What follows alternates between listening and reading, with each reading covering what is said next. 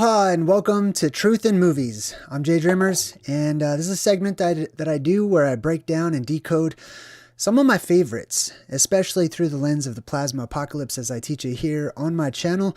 This movie was recommended immediately by everybody in the chat. So I saw all the comments and stuff and I checked it out, and I had to put Stranger Things on hold for a week because I wanted to break this movie down so bad.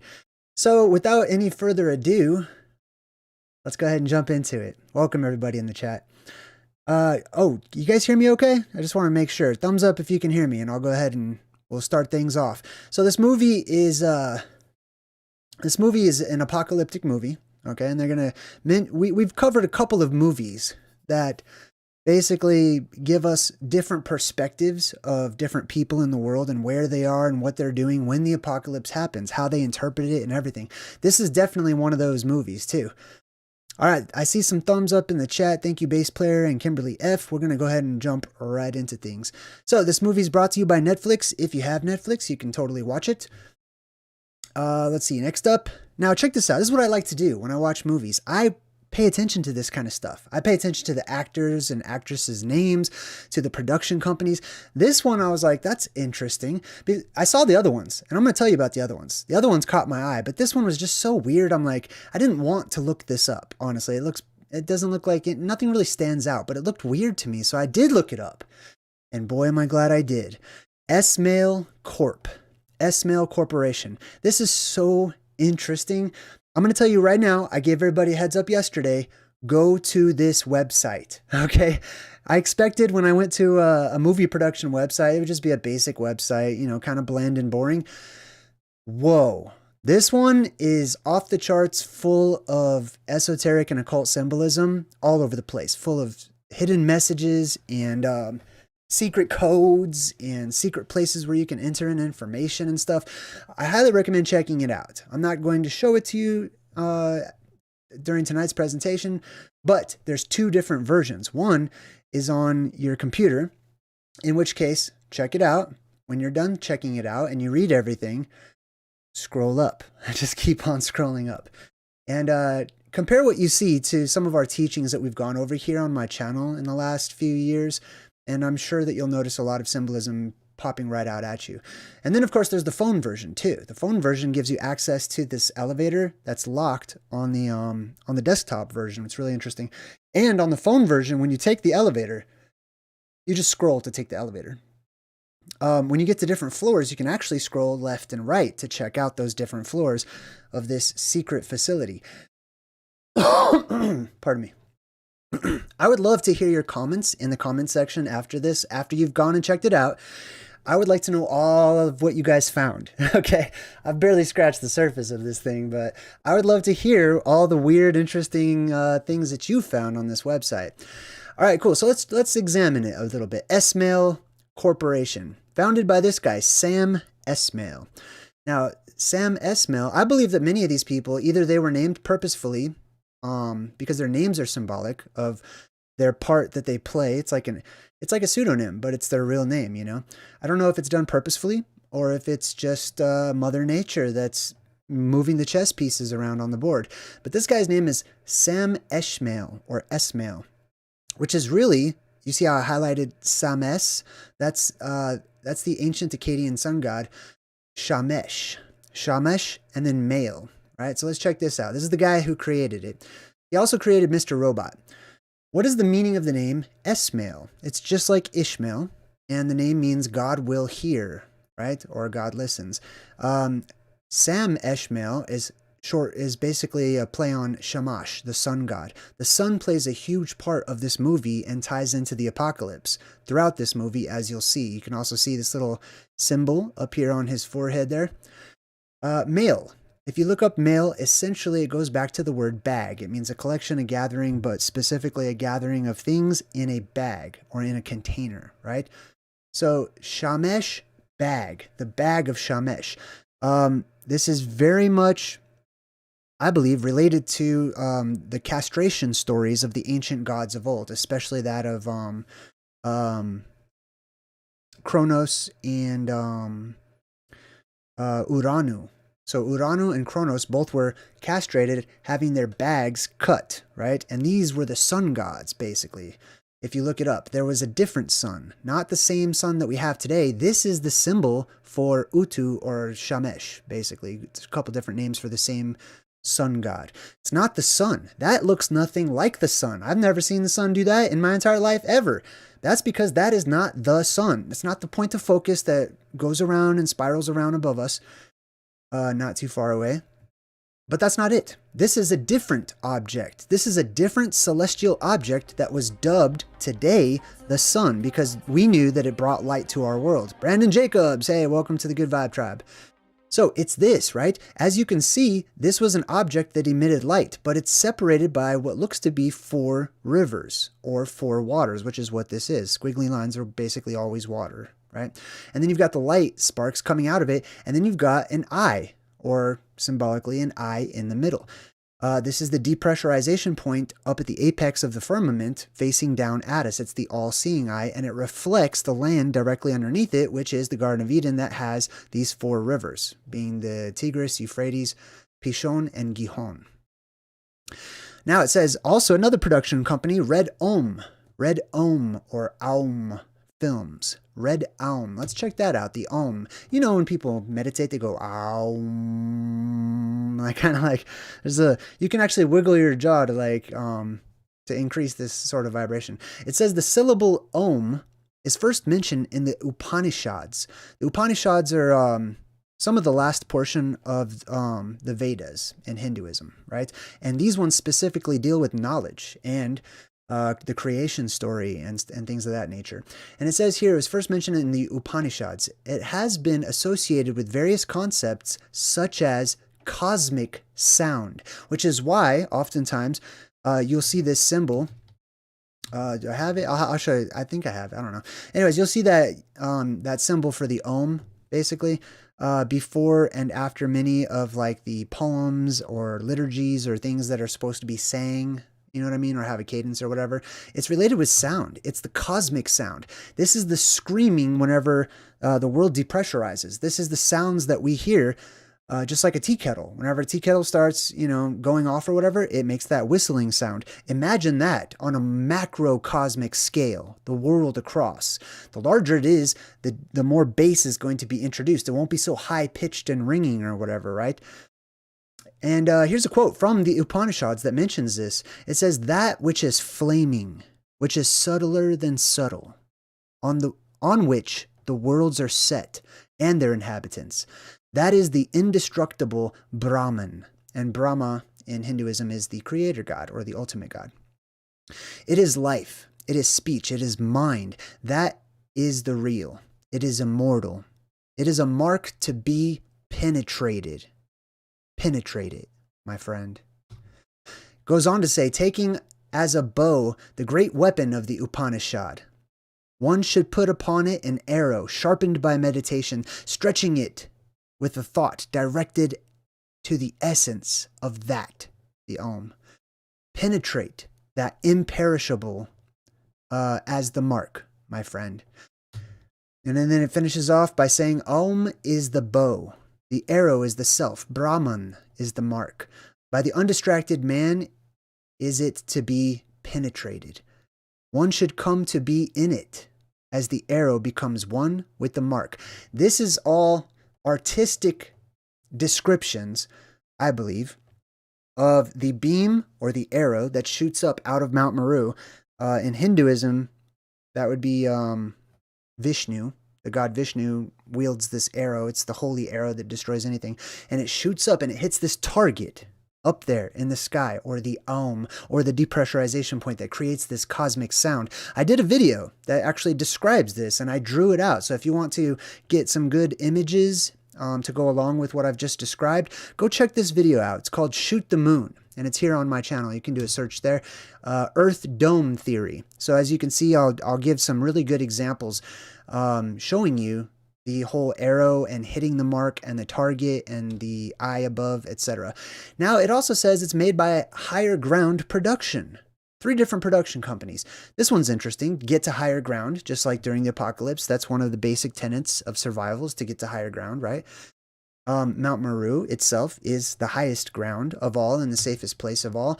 It says here, Higher Ground Productions, an American production company founded in 2018 by the former United States President, Barack Obama, and the former First Lady, Michelle Obama.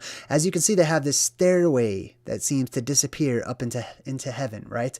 Or the unfinished pyramid, or the Black Pyramid, or Rupus Nigra, right? The stairway to heaven, Jacob's ladder, etc. So this was all it's not just a part of these two's production company. It's not like they just made a movie using their money or with their approval. No. The Obamas had a very active role in the creation of this movie throughout the movie. They were there as the ultimate advisors on the apocalypse. It says here, this is an article from the Hollywood Reporter. It says Esmail told Vanity Fair that the former president gave him script notes on the film. In the original drafts of the script, he says, I definitely pushed things a lot further than they were in the film. And President Obama, having the experience that he does, was able to ground me a little bit on how things might unfold in reality. Right? So Obama, having the experience that he does, being privy to certain secrets that I assume, and many of us do, that presidents are privy to, was the guy to ask. And he's like, oh, no, that's not how the apocalypse looks. That's not what they would do. And he was the advisor on the apocalypse, which reminded me of George Bush Sr.'s funeral, right? Where all these people are privy to certain information. That's what this movie is really, that's one of the tenets of this story, is that the elite are insiders, that the elite have a heads up on the apocalypse, that they have more information than the common people do. At George Bush Sr.'s funeral, they passed around strange and mysterious envelopes, right? I'm not exactly sure who these two are. It could be, the president or whatever. Here's Hillary. She got an envelope, and they were very secretive. They were like, when they were looking at these envelopes, they were making sure nobody could see what was written on these envelopes. And then you should see the people's reactions. After they read these envelopes, she tries to keep her cool. She was probably the coolest of all of them. But other people are like, what the? They're showing it to people, and then you should see their surprised reaction after they read whatever was on this mysterious envelope that was only handed out to the heads of countries, or the ex-presidents, or the current presidents, right? Obama got one. Michelle Obama got one as well.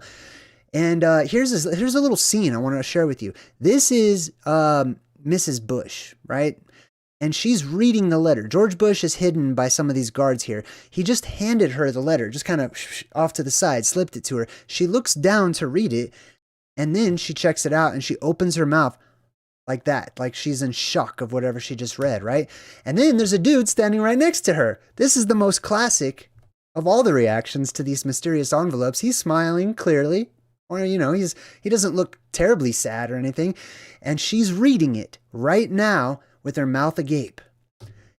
Flips it up towards him. He's still kind of, in a good mood or whatever, right? As good a mood as you can be during a funeral of George Bush, which could be pretty good, I guess. But anyway, so she shows it to him. He looks down at it, right? He looks down. She shows it up to him. He looks at it, and this is his reaction. Oh, you know what I mean? Like whatever she just showed him killed his mood, whatever mood he was in. And that brings us to Leave the World Behind. Wow, there's a lot of people watching already. That's cool. Well, welcome to my channel, everyone. All right, let's decode Leave the World Behind, a film all about the apocalypse. We start off with an alleged image of the Earth from space. The sun hasn't quite risen yet, so you just see this crescent. However, symbolically, they're showing you it's a crescent because they're showing you a dome, basically, right? It's my belief that we have a firmament. So they show you this sort of dome shape, right? They don't actually show you the whole thing or anything. And they show you the sun rising, Shamash, the sun god rising, right? I mean, I don't believe that Shamash was a point of focus called the sun, but the sun plays a huge part of the apocalypse, which we'll get into. So they show you this sun coming up. They really focus on the sun and its correlation with the apocalypse.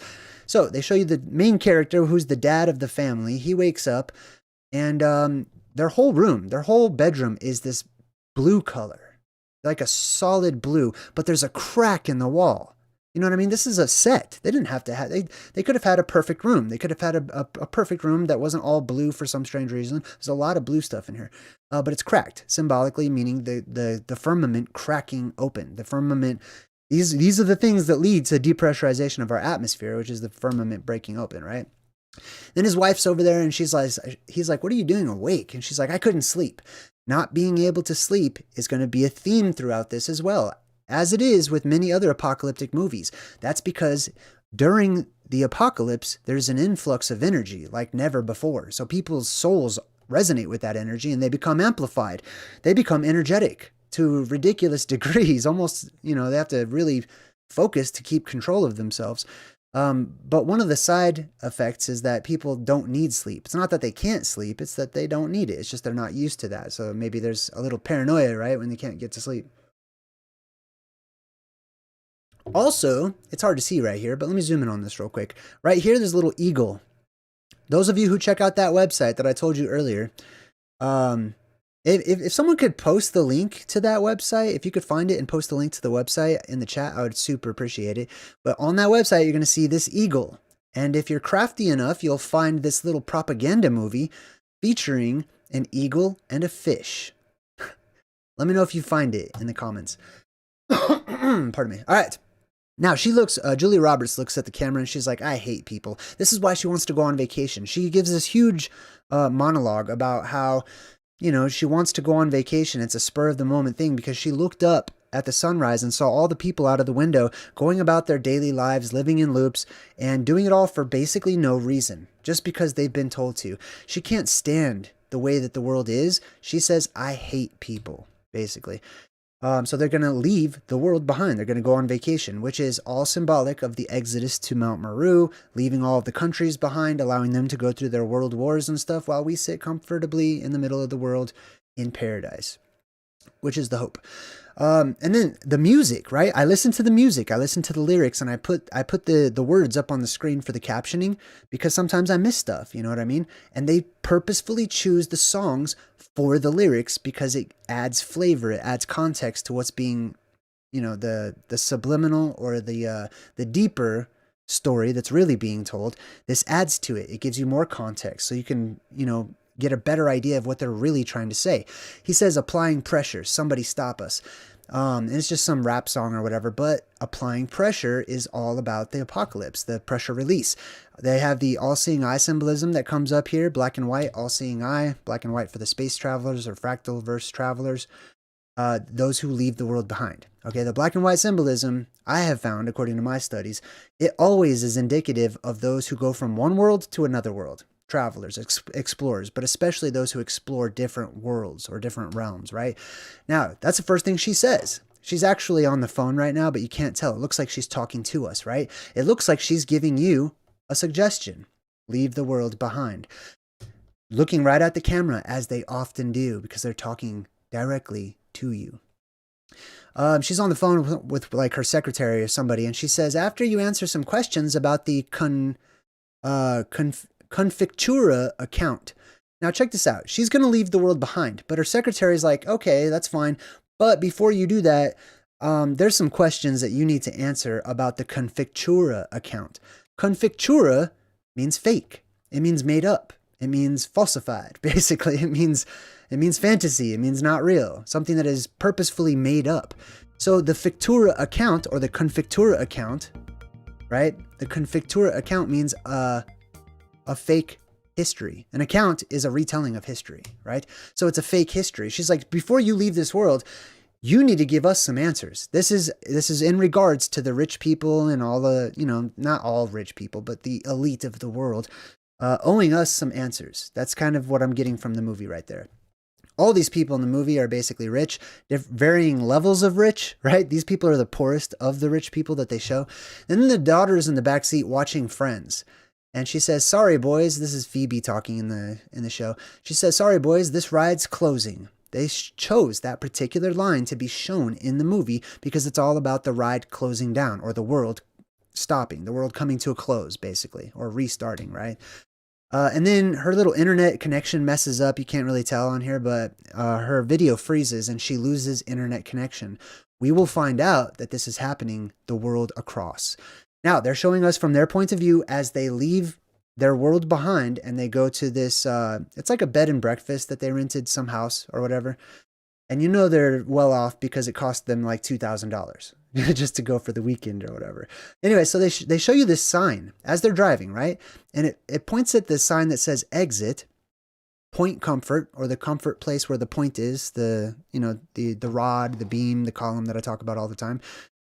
This is actually interesting because this is the name Moses in short form. But then they do something weird. They do something weird with these cameras all throughout this. They're flipping the cameras all around and spinning them around. That is to show you symbolically the world is turning upside down. They're showing you in your subconscious that when you go through this apocalyptic event, it will physically appear and feel like the world is being flipped upside down. I don't actually think it's being physically flipped upside down, but it will seem like it, especially when you have things floating up to the sky that normally would just be, attached to the ground or whatnot, right? And then everything turns all kinds of backwards. Anyways, they zoom in on the sky.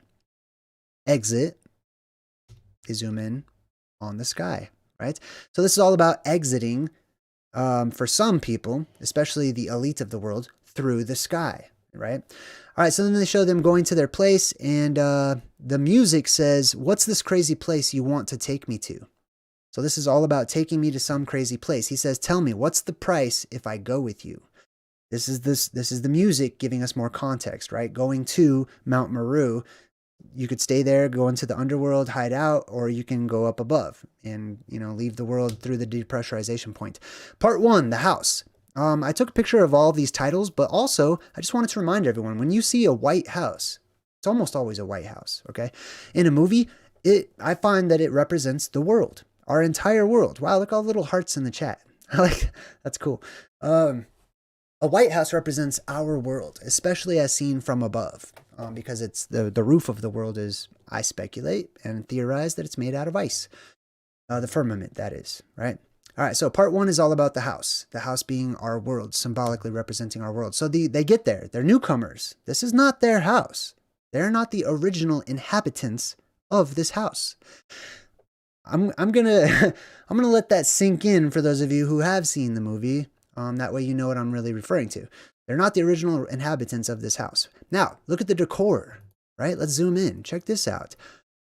A painting with like all these eyeballs. There's eyeball symbolism all throughout this movie. And if you look back here, you might even see what look like petroglyphs, right? That almost looks like the eye in the sky with the squatter man symbol below it or something. But mostly I just wanted to show you all these eyeballs. It's all about the depressurization point, which is the eye in the sky, which glows red whenever, certain conditions change in our atmosphere. They go and they get this little basket that says, "Welcome to our home." The top of the basket serves as the dome or the firmament, etc. Now, I would like you, at this point in time, I'm going to make a recommendation so that things make sense to you at the end of my presentation. I have been known to occasionally do some interesting, fun, things during my presentations, right? Pay close attention. Pay close attention, okay? So they're going to show you, for example, the painting in the background, black and white, right? Like I said, traveling from one place to another. Plus, you sort of have what looks like little blips. You know what I mean there? So yeah, just keep your eyes on things like that. And then they show you the next bedroom. This is where they'll be sleeping. Behind it, you can see there's an ocean. They chose to have that wallpaper with an ocean specifically, to represent the flood and the apocalypse, basically. The deluge, the worldwide deluge, right? So she jumps on the bed. She goes to get some groceries for the little B&B that they're staying at. And she looks over at this guy who's, over here behind me. And he's packing away all this survival gear. He's got bottles of water. He's got survival stuff, bags of rice. He's getting ready. Meanwhile, she's just buying groceries for the weekend. She's spent probably $100 or whatever getting stuff that's going to be gone in a few days. This guy is spending money as an investment because he's going to be prepared when these things start happening, right? Now, the dad is, he's making some lunch or whatever, and the mom, while she was at the store, bought him a pack of cigarettes because he smokes, right? And she was trying to do that as a gift. But if you look at the name on these particular brand, it says, it's kind of hard to see right there. I don't know if I could get you guys. There it is. It says, it's upside down. It says Providence. Providence. So the world's about to end. There's going to be an apocalyptic situation, right? This family has been given, or especially the dad, providence. Providence means divine protection, or protection from nature, or by nature. Nature protects, or God protects, however you'd like to see it. But it's a form of divine protection. Then they go to the beach, right?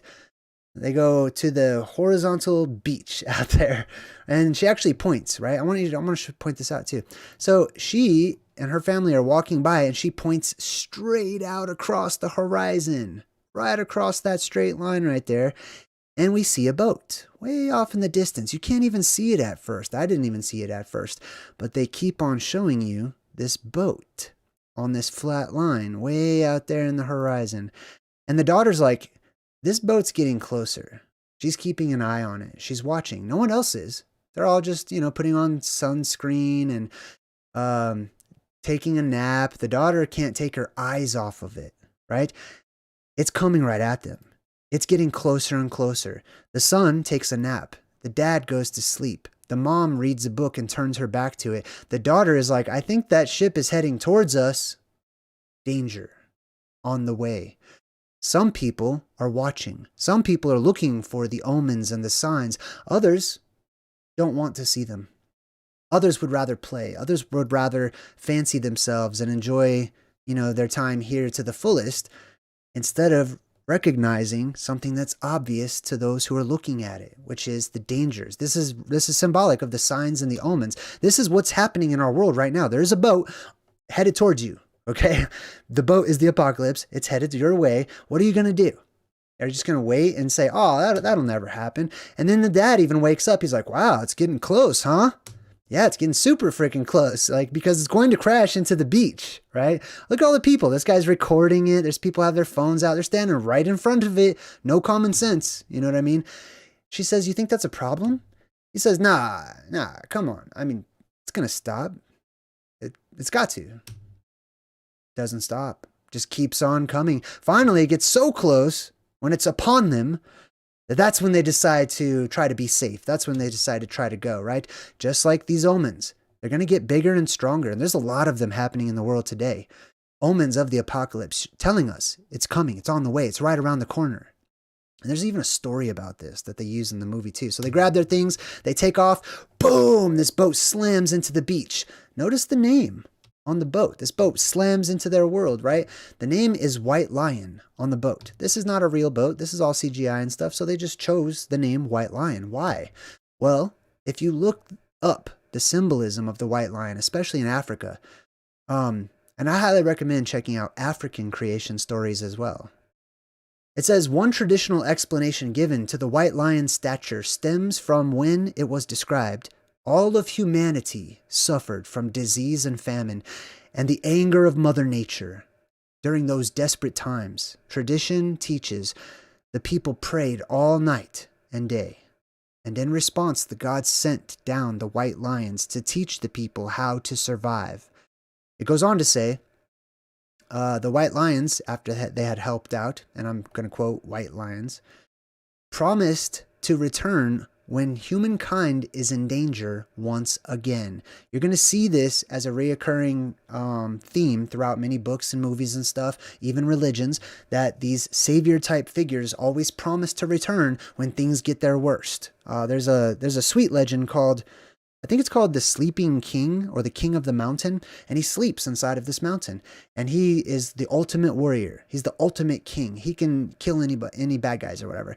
But he stays asleep in his mountain until the time when humanity needs him the most. And then that's when he wakes up and, makes his appearance. But also the white lion represents those phantazoids, those otherworldly animals, creatures, insects, humanoids, whatever, that come down from the heavens, always described, typically, as being white, just like this. Not white like me. You see that? There's a huge difference, okay? There were these white beings, not just humanoids, animals, all kinds of holy and heavenly creatures that were harbingers and signs of the apocalypse, right? For example, in the Bible, they have Jesus returning on a white steed or a white horse. Native Americans look for the return of the white buffalo. that, you know, floats down from the skies or whatever. Now, here's Shamash, once again, the sun god. Here's the symbol right there in the middle. Those Anunnaki, those beings that came down from that were giants in stature. Can't remember why I put that particular slide in right there. But anyway, so the family leaves, right? And there's a cop. And he's saying, hey, do you know why that happened? And he says, it's got something to do with the nav system. Sorry, I need you to keep moving. The navigation system. This is happening right now. This is one of the omens. I don't know how much with boats and stuff like that. I will talk to you about my theory about the boats and these other machines that they feature in this movie. But this is happening right now with the natural navigation system of millions of animals the world across. And this has been increasing. These are, this is actually showing you, I'll zoom in a little bit here, but this is, well, you can't see it if I zoom it in. But it says up here, December 1st, 2022 through August 8th of 2023. These are various humpback whale beachings. And I don't know if there's other kinds of whales or whatever, but this was a record. This is a record right now. We have the record number. This is an anomaly. Okay. I'm going to talk about anomalies a lot. New normal or whatever they want to call it. This is an anomaly. It's such an anomaly that NOAA, right? NOAA on their website posted 2019 to 2023 gray whale unusual mortality event along the west coast and Alaska. That's not even what I just showed you. This is the East Coast. This is a record number of beachings just along this stretch of the East Coast. But NOAA declared that this is an event. They call it an unusual mortality event. And it says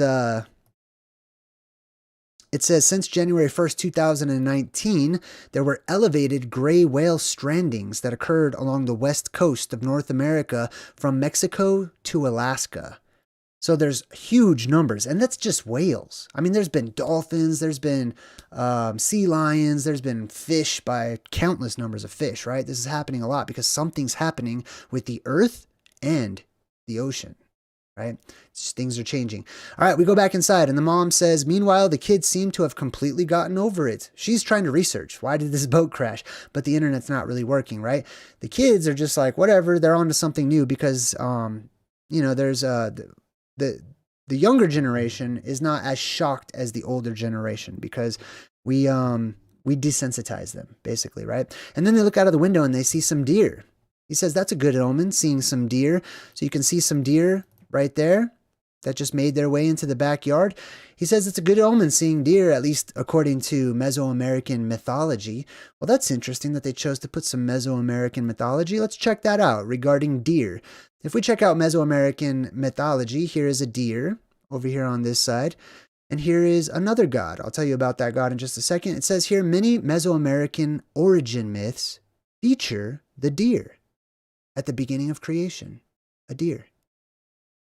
Remember, keep in mind, the apocalypse, the terrestrial and celestial lights that people will see in the form of plasma and electricity and other things will be interpreted through their perception filters. All of the survivors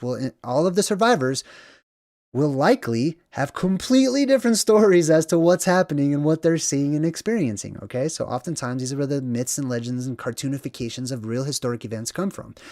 It says many Mesoamerican origin myths feature the deer, a creature modern-day researchers pair with the sun. So here's another sun reference. They equate the deer to the sun. Now that's interesting too, because right next to this sun god deer or whatever is Telok. And Telok is another god here. Let me go ahead and bring this up. Hey, welcome, Barbara. All right, so here's good old Telok right here. As you can see, he's blue. He's that turquoise blue color, which comes into play, especially regarding these beams of light and the sun and stuff like that. It says Telok was considered to be the giver of life and sustenance. So these ancients worshipped Telok not as an evil being, even though it was known for being associated with destruction, right? And they made sacrifices to this god too, happily, I might add. Happily made sacrifices to this sun god or whatever. This is the time when they practiced ritual sacrifices, and it was considered normal and acceptable at the time because they rationalized it. They had reasons that were their own for doing such. He says he's associated with caves, springs, and mountains. most specifically the sacred mountain where he was believed to reside. Another god that is a bringer of life and sustenance, etc., that lives inside of a mountain. Another sleeping god that makes its appearance whenever the world needs it most, etc. And then it says here, the deer also symbolizes a connection to the supernatural, the other world from underneath, or the fairy realm, being a messenger, that the deers were messengers of the gods. Goes on to say that Buddha was said to have reincarnated into the form of a deer, also called the deer of 9 colors and the golden deer. Well, that's interesting. That doesn't sound like an actual physical deer, right? Does it? I've never seen a deer that's 9 different colors or golden or whatever. You know, maybe brownish or whatever. But no, this is not describing an animal that we're used to seeing. The animal is the cartoonification of the reality. When we look deeper, we find different, like this is from ancient Ireland or the Celts, essentially, right? Scotland too. Which is really interesting too. Did you know Scot from Scotland? Scot actually means from Ireland. I don't know if you guys knew that or not. So funny. Anyways, spirits or deities, and that's because let me back up. Let me explain that. That's because some of the nobles from Ireland went over and invaded Scotland that didn't have a name or didn't go by Scotland at the time. Anyways, spirits or deities who may take the form of a deer. Here you have some sort of you know, I think it's typically described as like a shaman or something like that, but it's a person that has deer antlers, right? And it's some sort of a holy person or Buddha type person. My theory on this is that I believe these antlers were seen from afar, which were actually the anode and cathode trees that grow from the Garden of Eden, or the, you know, the tree of life and the knowledge of good and evil and stuff like that, right? They shoot up, they sprout up, and they grow first. They come up first. Mount Meru is the last beam to come up because it, you know, has to fill up way more space to come out. But you have the anode and cathode that emerge first, right? Being like antlers off in the distance. This is also portrayed. You have one here in Yggdrasil. This is a cosmology of like ancient Norse peoples, right? And I also don't think this represents the entire world. It could possibly, but it also could possibly just represent the land at the North Pole. But anyways, that's besides the point. Tree on the left, tree on the right, and Mount Meru, the tree of life, sprouting forth out of the middle. And then you've got Saint Hubertus, Saint Hubert, basically. Really interesting stuff. This is Saint Hubert right here behind me. Now it says Saint Hubert was on his way to go hunt some animals and stuff when he saw this deer turn towards him. And in between the deer's antlers was Jesus hanging on the cross, a crucifix. It says here the legend of Saint Hubertus concerned an apparition of a stag with the crucifix between its horns. Well, that's exactly what I would expect. Between the anode and the cathode would there to be Jesus, or the person in the center. The person usually depicted with their arms spread or lifted up towards the heavens, right? Sometimes they're holding objects with each hand on either side, snakes or, you know, animals, lions, etc., right? Things that represent light or plasma. This is Samson from the Bible. This is the story. Samson also represented a form of sun god. This is Samson in the center. And when I say sun, I don't mean the point of focus. I just mean a light source, like a heavenly light source, a luminary, basically. But this is Samson tearing down the pillars or whatnot, right? The blue beam in the middle is the last one to show up and the last one to leave, okay? So anyways, those other pillars come down. The middle one is still there. This is also akin to, those antlers are akin to the trees of the moon and the sun. And actually you can see right here in this old Renaissance type painting that you've got some creatures here, right? These people have gone to this legendary place that has these trees called the trees of the moon and the sun. Let me see if I can get a better, there's the moon and the sun right there, right? Now, this was spoken of as if it was real historic fact that a person, a human named Alexander, the king, right, of Macedonia, I think. Anyways, Alexander the Great, right? I'm not super convinced that he was an actual real human, flesh and blood. To me, sounds like Prester John and Jesus and many other types of, you know, symbolic things, King Arthur, stuff like that. But anyways, if you go to this place, this is the area where you will find mutated people. And animals. I can't show you this creature's, this llama looking thing's feet, but it's mutated. There's a dude, he's all hairy and stuff like that. So this is what we've covered many different times, are these legendary humanoid tribes that tend to have, they said, lived closer to the north, closer to and beyond the Arctic Circle, right? Gentugon, hey, thanks, 222, appreciate you, high five. Here's another one. This is Alexander. So Alexander was said to have visited these two trees, right? And he asked them questions because you could speak to these trees and they would prophesy. They would tell you the future. There's also the two trees of Valinor that are featured all throughout Tolkien's, novels about the Lord of the Rings and the Hobbit and stuff like that. But especially the Silmarillion, which is not a movie. You have to have read the book. It's the prequel to everything. It's the creation story in his world.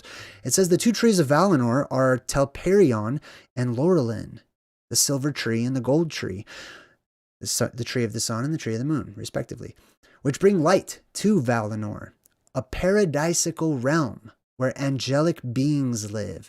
The two trees are of enormous stature and exude dew, or produce dew, viscous substance, that is a pure and magical light in liquid form, which is what we talk about quite often here on my channel. The mountain dew that dries out, becomes frosted flakes, you know what I mean? Like manna, ambrosia, etc., right?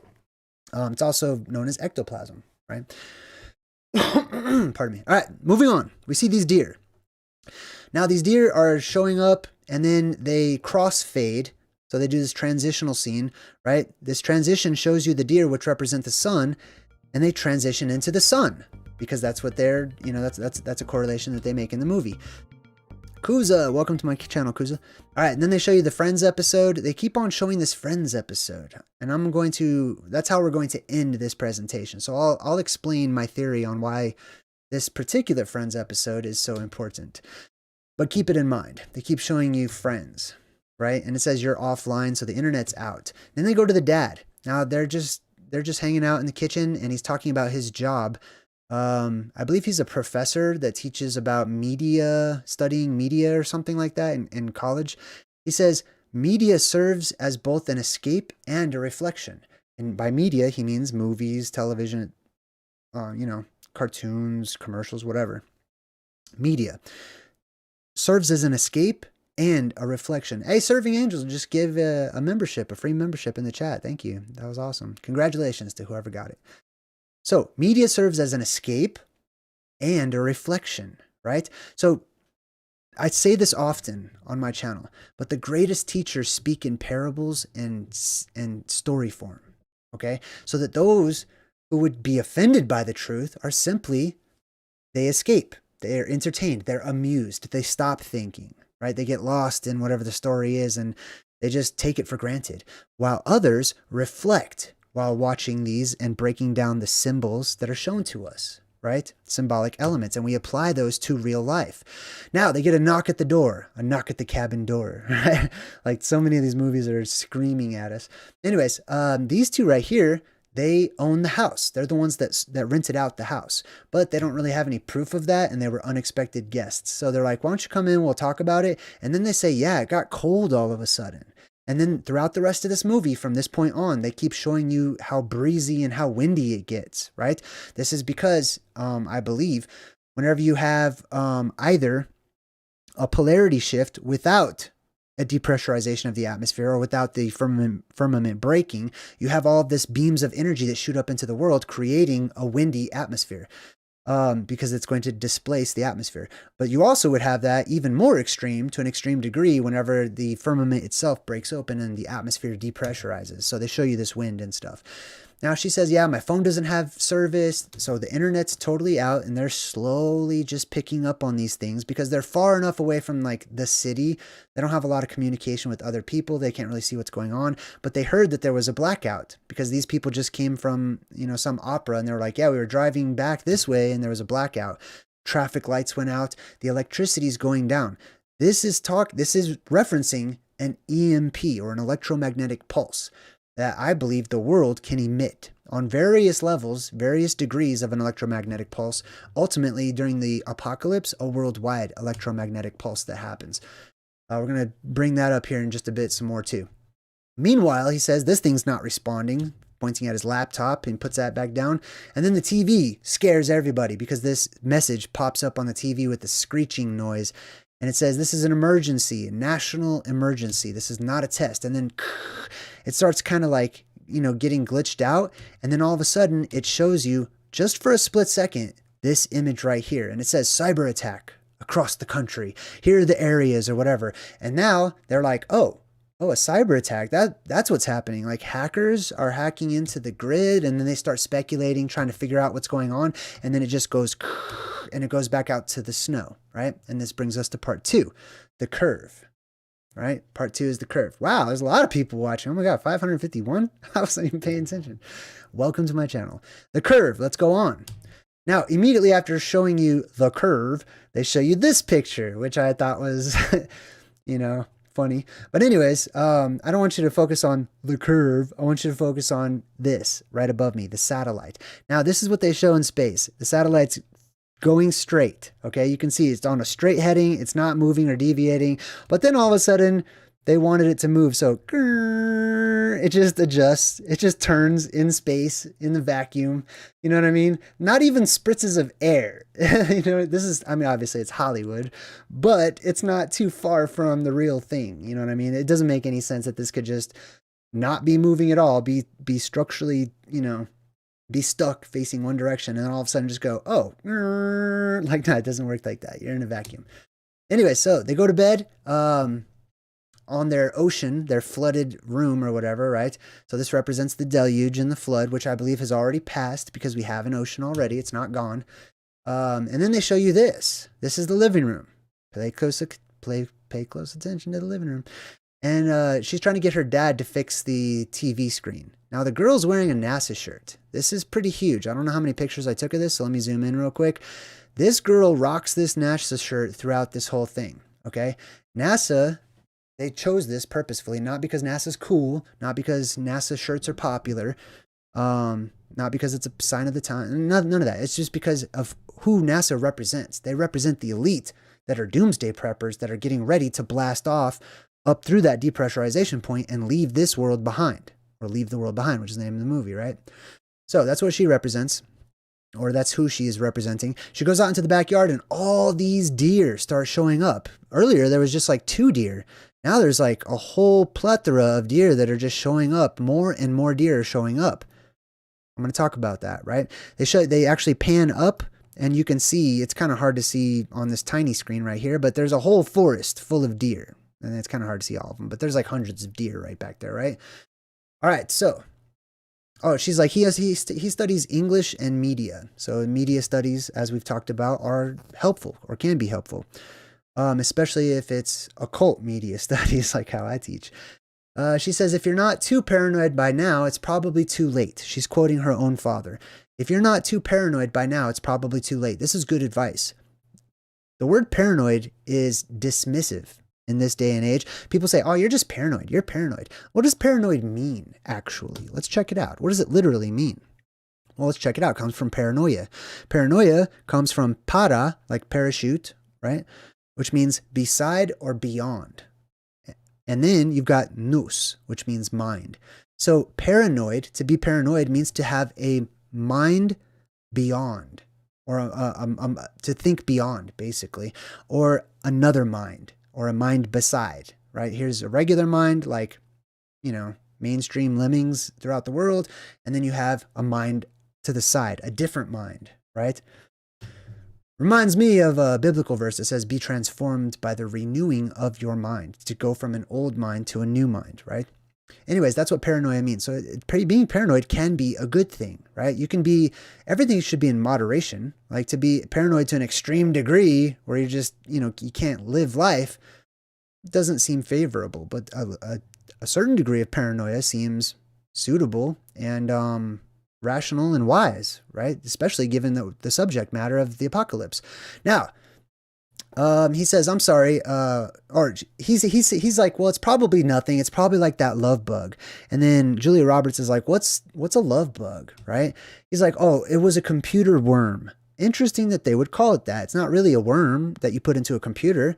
It was like a virus, right? But they call it a worm specifically because of what it really is. The love bug. This is something that happened back in like the 2000s. They sent an email out that said, I love you. And then it turned out to be like, you know, a spam virus or whatever. But that's not the point. Not the reality, not our history of the love bug. It's using this terminology, the love bug, right? A computer worm. This is Cupid, right? Cupid from the sky. Cupid's typically depicted like this, like a fat, chubby little baby, like, what do you call those? What's the damn name of those angels? Sorry, somebody help me out in the chat. What's the name of those covering angels? What are they called? I forgot. Somebody let me know. But anyways, this is how Cupid was originally portrayed. Now we have taken away his torch. Originally, he always went places with the torch. He always had this torch.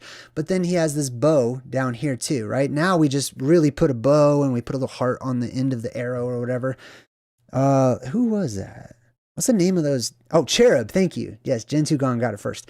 Cherubs, right? So these are cherubs. Now, I've given a whole presentation on what a cherub really is. It's in my Plasma Apocalypse playlist. Highly recommend checking it out if you're interested in learning the truth about these creatures or entities. Anyways, these represent plasma. These represent the worms that come down from the sky, dragons, whatever you want to call them, angels. This is why they're depicted like that. They give them wings because they fly, because they're seen in the sky. And these are the arrows of God, symbolically speaking, right? Whenever they're talking about God shooting fiery arrows down during some sort of apocalyptic event or description, right? This is what they are. They're cartoonified. They're being cartoonified, basically, right? Now, what happens if you get hit or energized from a less intense form of this, that it won't kill you or electrocute you or petrify you or whatever, right? Well, it has an effect. It charges the body, right? It charges the spirit. It charges everything, and it puts you on overdrive, especially emotionally. So there tends to be an increase and an amplification in arousal, like actual physical arousal, which is why this is associated with Cupid, you know, the god of love, son of Venus and Mars, I believe. Dimitri, good to see you again, Dimitri. Thank you for your support. All right, now, the guy who originally owns the house, he goes to his neighbors to see if they have a satellite phone that he can use. Their neighbor's house the neighbors are called the Huxleys. Let's check this out, because it does put this in our face. What does Huxley mean? It means inhospitable place, and it's derived from an English surname taken from a town in Cheshire. The first part, Hux, means insult or scorn. In other words, to tear down. The second part means woodland or clearing. So something that is torn down in a woodland area or in a clearing, right? Means Huxley. This is their house. In the middle of the forest clearing, everything is destroyed, right? There's all this debris all over the place. It's been ransacked. So it's appropriate. You see how they use these names as descriptors or descriptions of actual what you're seeing, right? So he's inside of this house. Everything's wrecked and torn apart. This is a little hard to see, but you can see that he's looking through a window and there's broken glass. You see these little shards of glass right there? Look out for the broken glass symbolism, because oftentimes that represents the firmament breaking, right? Which kicks off the introduction of magic into our world, monsters, heroes, and, you know, things of old, basically. Now, he takes a look at his phone because he's worried about his wife. We don't meet his wife in the movie. She's probably not alive because she was on a plane when all this happened. She's supposed to be coming into the airport. Her name, if you can see it down there, is Maya. You see that? His wife's name is Maya. That's really interesting to me. Maya, we can go back to the Vedas. We can go back to Hinduism, right? In Sanskrit, Maya means magic or illusion. A fundamental concept in Hindu philosophy, notably in the Advaita, the non-dualist school of Vedanta. Maya originally denoted the magic power with which a god can make a human being believe in what turns out to be an illusion. Goes on to say, Maya is the veil that covers our real nature and the real nature of the world around us. It's a delusion. It's It's a dream, basically. It's like a dream state. And they say we're given this blanket or this veil of Maya. We don't have it when we're in spirit form. Okay, we don't have Maya. Like, you just have what I call spirit memory. But the moment you're born and you put on this costume called a body, that veil of Maya starts to become attracted to the body, and thus covers your spirit in forgetfulness about, for example, past lives and stuff like that too. Now, there's also the Mayan civilization, those who are of magic. Those are the Maya on, or the Mayan. The Maya, as many of you know, it's sort of a mystery. They left behind all these ruins and stuff of huge, magnificent temples and complexes and stuff. And modern academics will teach you that, oh, it's just natural, people just build magnificent things and then slowly just like leave over time and just abandon it. I'm not so convinced, right? People say the Maya just disappeared. They're a civilization with exception, okay? Just because many of them up and leave doesn't mean they all had to, right? But they all disappeared. The Mayan civilization collapsed or disappeared between 800 and 1000 AD. Check this out. Also, around the exact same time in the world, we have what we call the medieval period. And during the medieval period, there was an anomaly called the medieval climate anomaly between 750 and 1350 AD. The medieval climate anomaly was a strange spike in the temperature of the world. It became really warm, suddenly, unexpectedly, also followed by like this great winter. But for hundreds of years, it was really warm all throughout the world, especially and most notably in the northern hemisphere. But many people argue that it was like this the world across. All at the same time that the Mayan civilization disappeared. I'm going to give you a theory in just a second. The Mayans disappear right around this time. We've got the Middle Age time that has this climate anomaly where everything's getting warmer during the Middle Ages. Then it also coincides with the Islamic Golden Age. It's a period in history of Islam traditionally dated from the 8th century to the 13th century, during which time much of the historically Islamic world was ruled by various people, and they had an increase in science, economics, their culture, etc. They were really flourishing. At the exact same time, around about those exact same time period, right, we have the Crusades, where all of a sudden, many people in the northern hemisphere, they wanted to represent their cross, their beam, and they put on all of this type of armor. I'm going to get to that armor in a second. Now, speaking of the Middle Ages, right, this is specifically the people of, like Anglo-Saxon descent or related to Anglo-Saxons and stuff like that, mostly white people or Caucasians, right? So they put on all this armor. I'm going to talk about their armor, but let's take a peek into their history real quick from the Anglo-Saxon Chronicles, which is a written account of the Dark Ages, where they say we don't have any written accounts, or we have hardly any, right? This is from AD 774. This is Anglo-Saxon history, not myth. This year also appeared in the heavens a red crucifix. So people had looked up, and this was so notable, they wrote this down in a monastery. And these were the friars and the priests and stuff like that, the people who were sworn to God to tell the truth, and they wrote these things down accurately. It also says, wonderful serpents were seen in the land of the South Saxons. Wonderful serpents are not regular snakes. Actually, a serpent is not a snake, but they were wonderful dragons, wonderful sky creatures, wonderful fireworms that came down from the sky, wonderful cupids or cherubs or whatnot, right? Now, that's not the only one. Let's go into the year 793. In 793, it says, this year came dreadful forewarnings over the land of the Northumbrians, terrifying the people most woefully. These were immense sheets of light rushing through the air, and whirlwinds and fiery dragons flying across the firmament. History being told to you about an electrical influx an influx of energy and electricity into our world. Now, you'll notice it doesn't say people were being sucked up into the sky or whatever, so there's no indication of a depressurization event, but there is of a polarity shift, right? You can have a polarity shift and still see the phoenix and the dragons and all of these things whenever the poles shift. It's just that it's shifting underneath the firmament or the dome. Let's check out another historic example. 797. In 797, this year, the Romans cut out the tongue of Pope Leo. They put out his eyes. They drove him from his see, or his office. But soon after, by the assistance of God, he could see and speak and became pope as he was before. This is chronicled regeneration, which is what I talk about whenever we have these blue beams that come up out of the ground. They're little fountains of youth.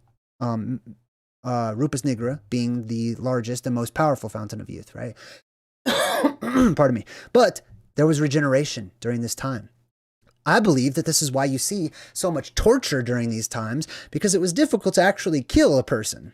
It's so much regeneration that was happening. You know what I mean? That your cellular structure, would regenerate so quickly. You know what I mean? So it had a lot of good effects on it. We go to the year 799 AD, and this year, the body of Witberga was found entire and free from decay at Dersham, after the lapse of 50 years from the period of her decease. Another example of regeneration or regenerative effects that coincide with an influx of electricity into this world, right? So they find this 55-year-old dead body, and it looks like a fresh body. It looks like no decay whatsoever. Here's another account from the Middle Ages, the time whenever the Mayans disappeared, which I don't believe they did. I believe they took off. I believe that the Mayans saw what was happening around them, and they're like, oh, we know what to do. Time to go. So we got to get there. You know what I mean? We got to go up towards the place of safety, towards the North Pole or whatever. And they probably that's a good reason to abandon all that stuff they had. If they saw some huge beam off to the north and they understood, the history of it. In 806, they talk about a cross that was seen in the moon.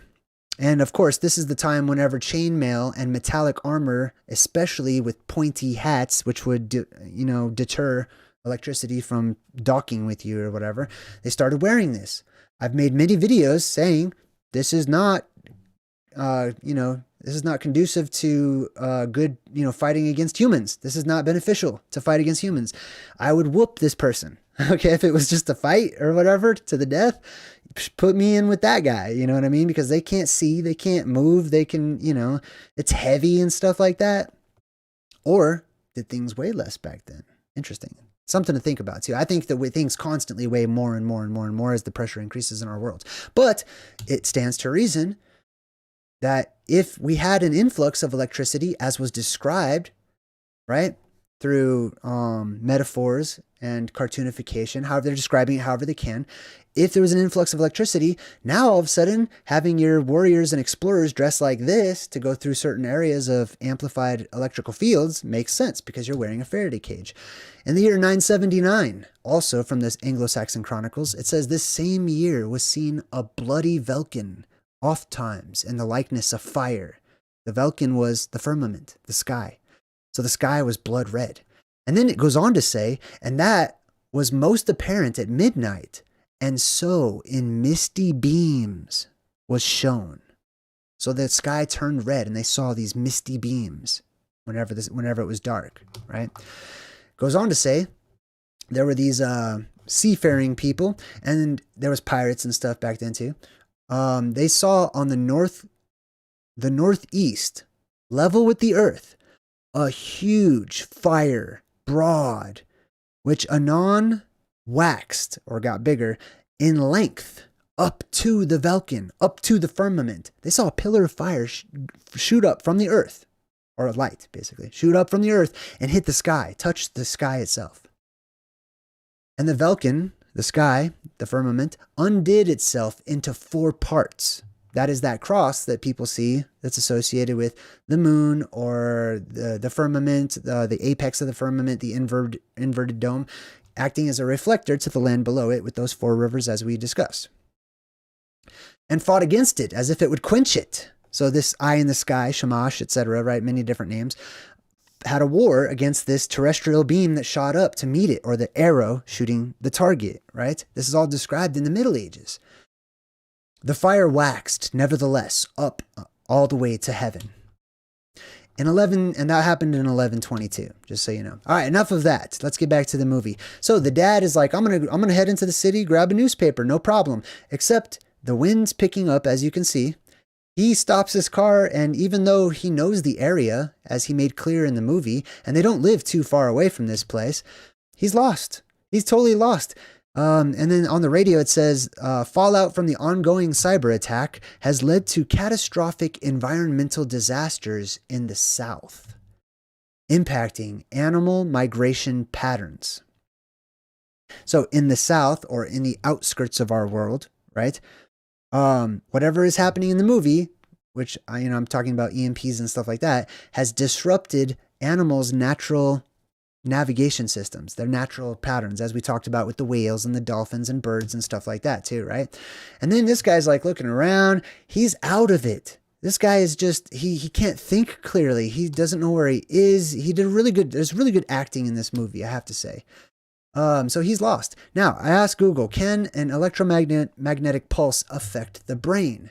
And it says here, some side effects of an electromagnetic pulse or electromagnetic radiation may induce diverse neuropsychiatric disorders, such as irritability. So increased irritability. You will see this in the movie. You'll see this in A Cabin in the Woods. You'll see this in like many of these types of movies that have similar themes throughout them, especially when it's a group of people and they're lost or being chased by monsters or anything like that. They always have a scene where they show you everyone becoming amplified in aggression. They all start yelling at each other and fighting, and there's a lot of infighting and irritability. It also has an effect on, or it causes hyperkinesis, right? You want to move about a lot, right? And sometimes it can actually cause your muscles to sort of move on their own, which could be like getting bit by what do they call that? The dancing bug or whatever, the jitterbug. Hyperkinesis means you just want to move, okay? You're hyper, basically. You have a lot of energy. Retardation of learning and memory. So a strong enough electromagnetic pulse could just cause amnesia instantly. Imagine one worldwide. And you have worldwide amnesia. People wake up, don't even know what the apocalypse is. Don't even know what just happened. You know what I mean? All right. It says here, this is a study that was done. The study was the effect of EMPs on the brain, basically. And they were doing this on rats. It says the EMP induced delirium-like neuropsychiatric disorders such as anxiety. So an increased amount of anxiety, which I was just talking about yesterday. Disturbed attention, disorientation, and retardation of memory in rats. So disorientation, that's what you see there. They also show this, they give a really good example of this also in the movie. We broke down the movie, The Color Out of Space. Remember that? All right, cool. So now the son, he's totally trying to take pictures of, the girls, in her swimsuit or whatever.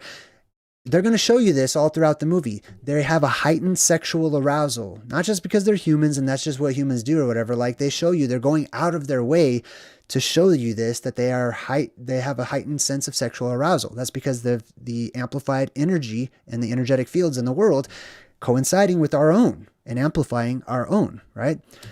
Now, the girl with the NASA shirt, she's like, they're trying to tell us something. She's talking about the deer. She can't stop looking at all these deer. And she says, they're trying to tell us something.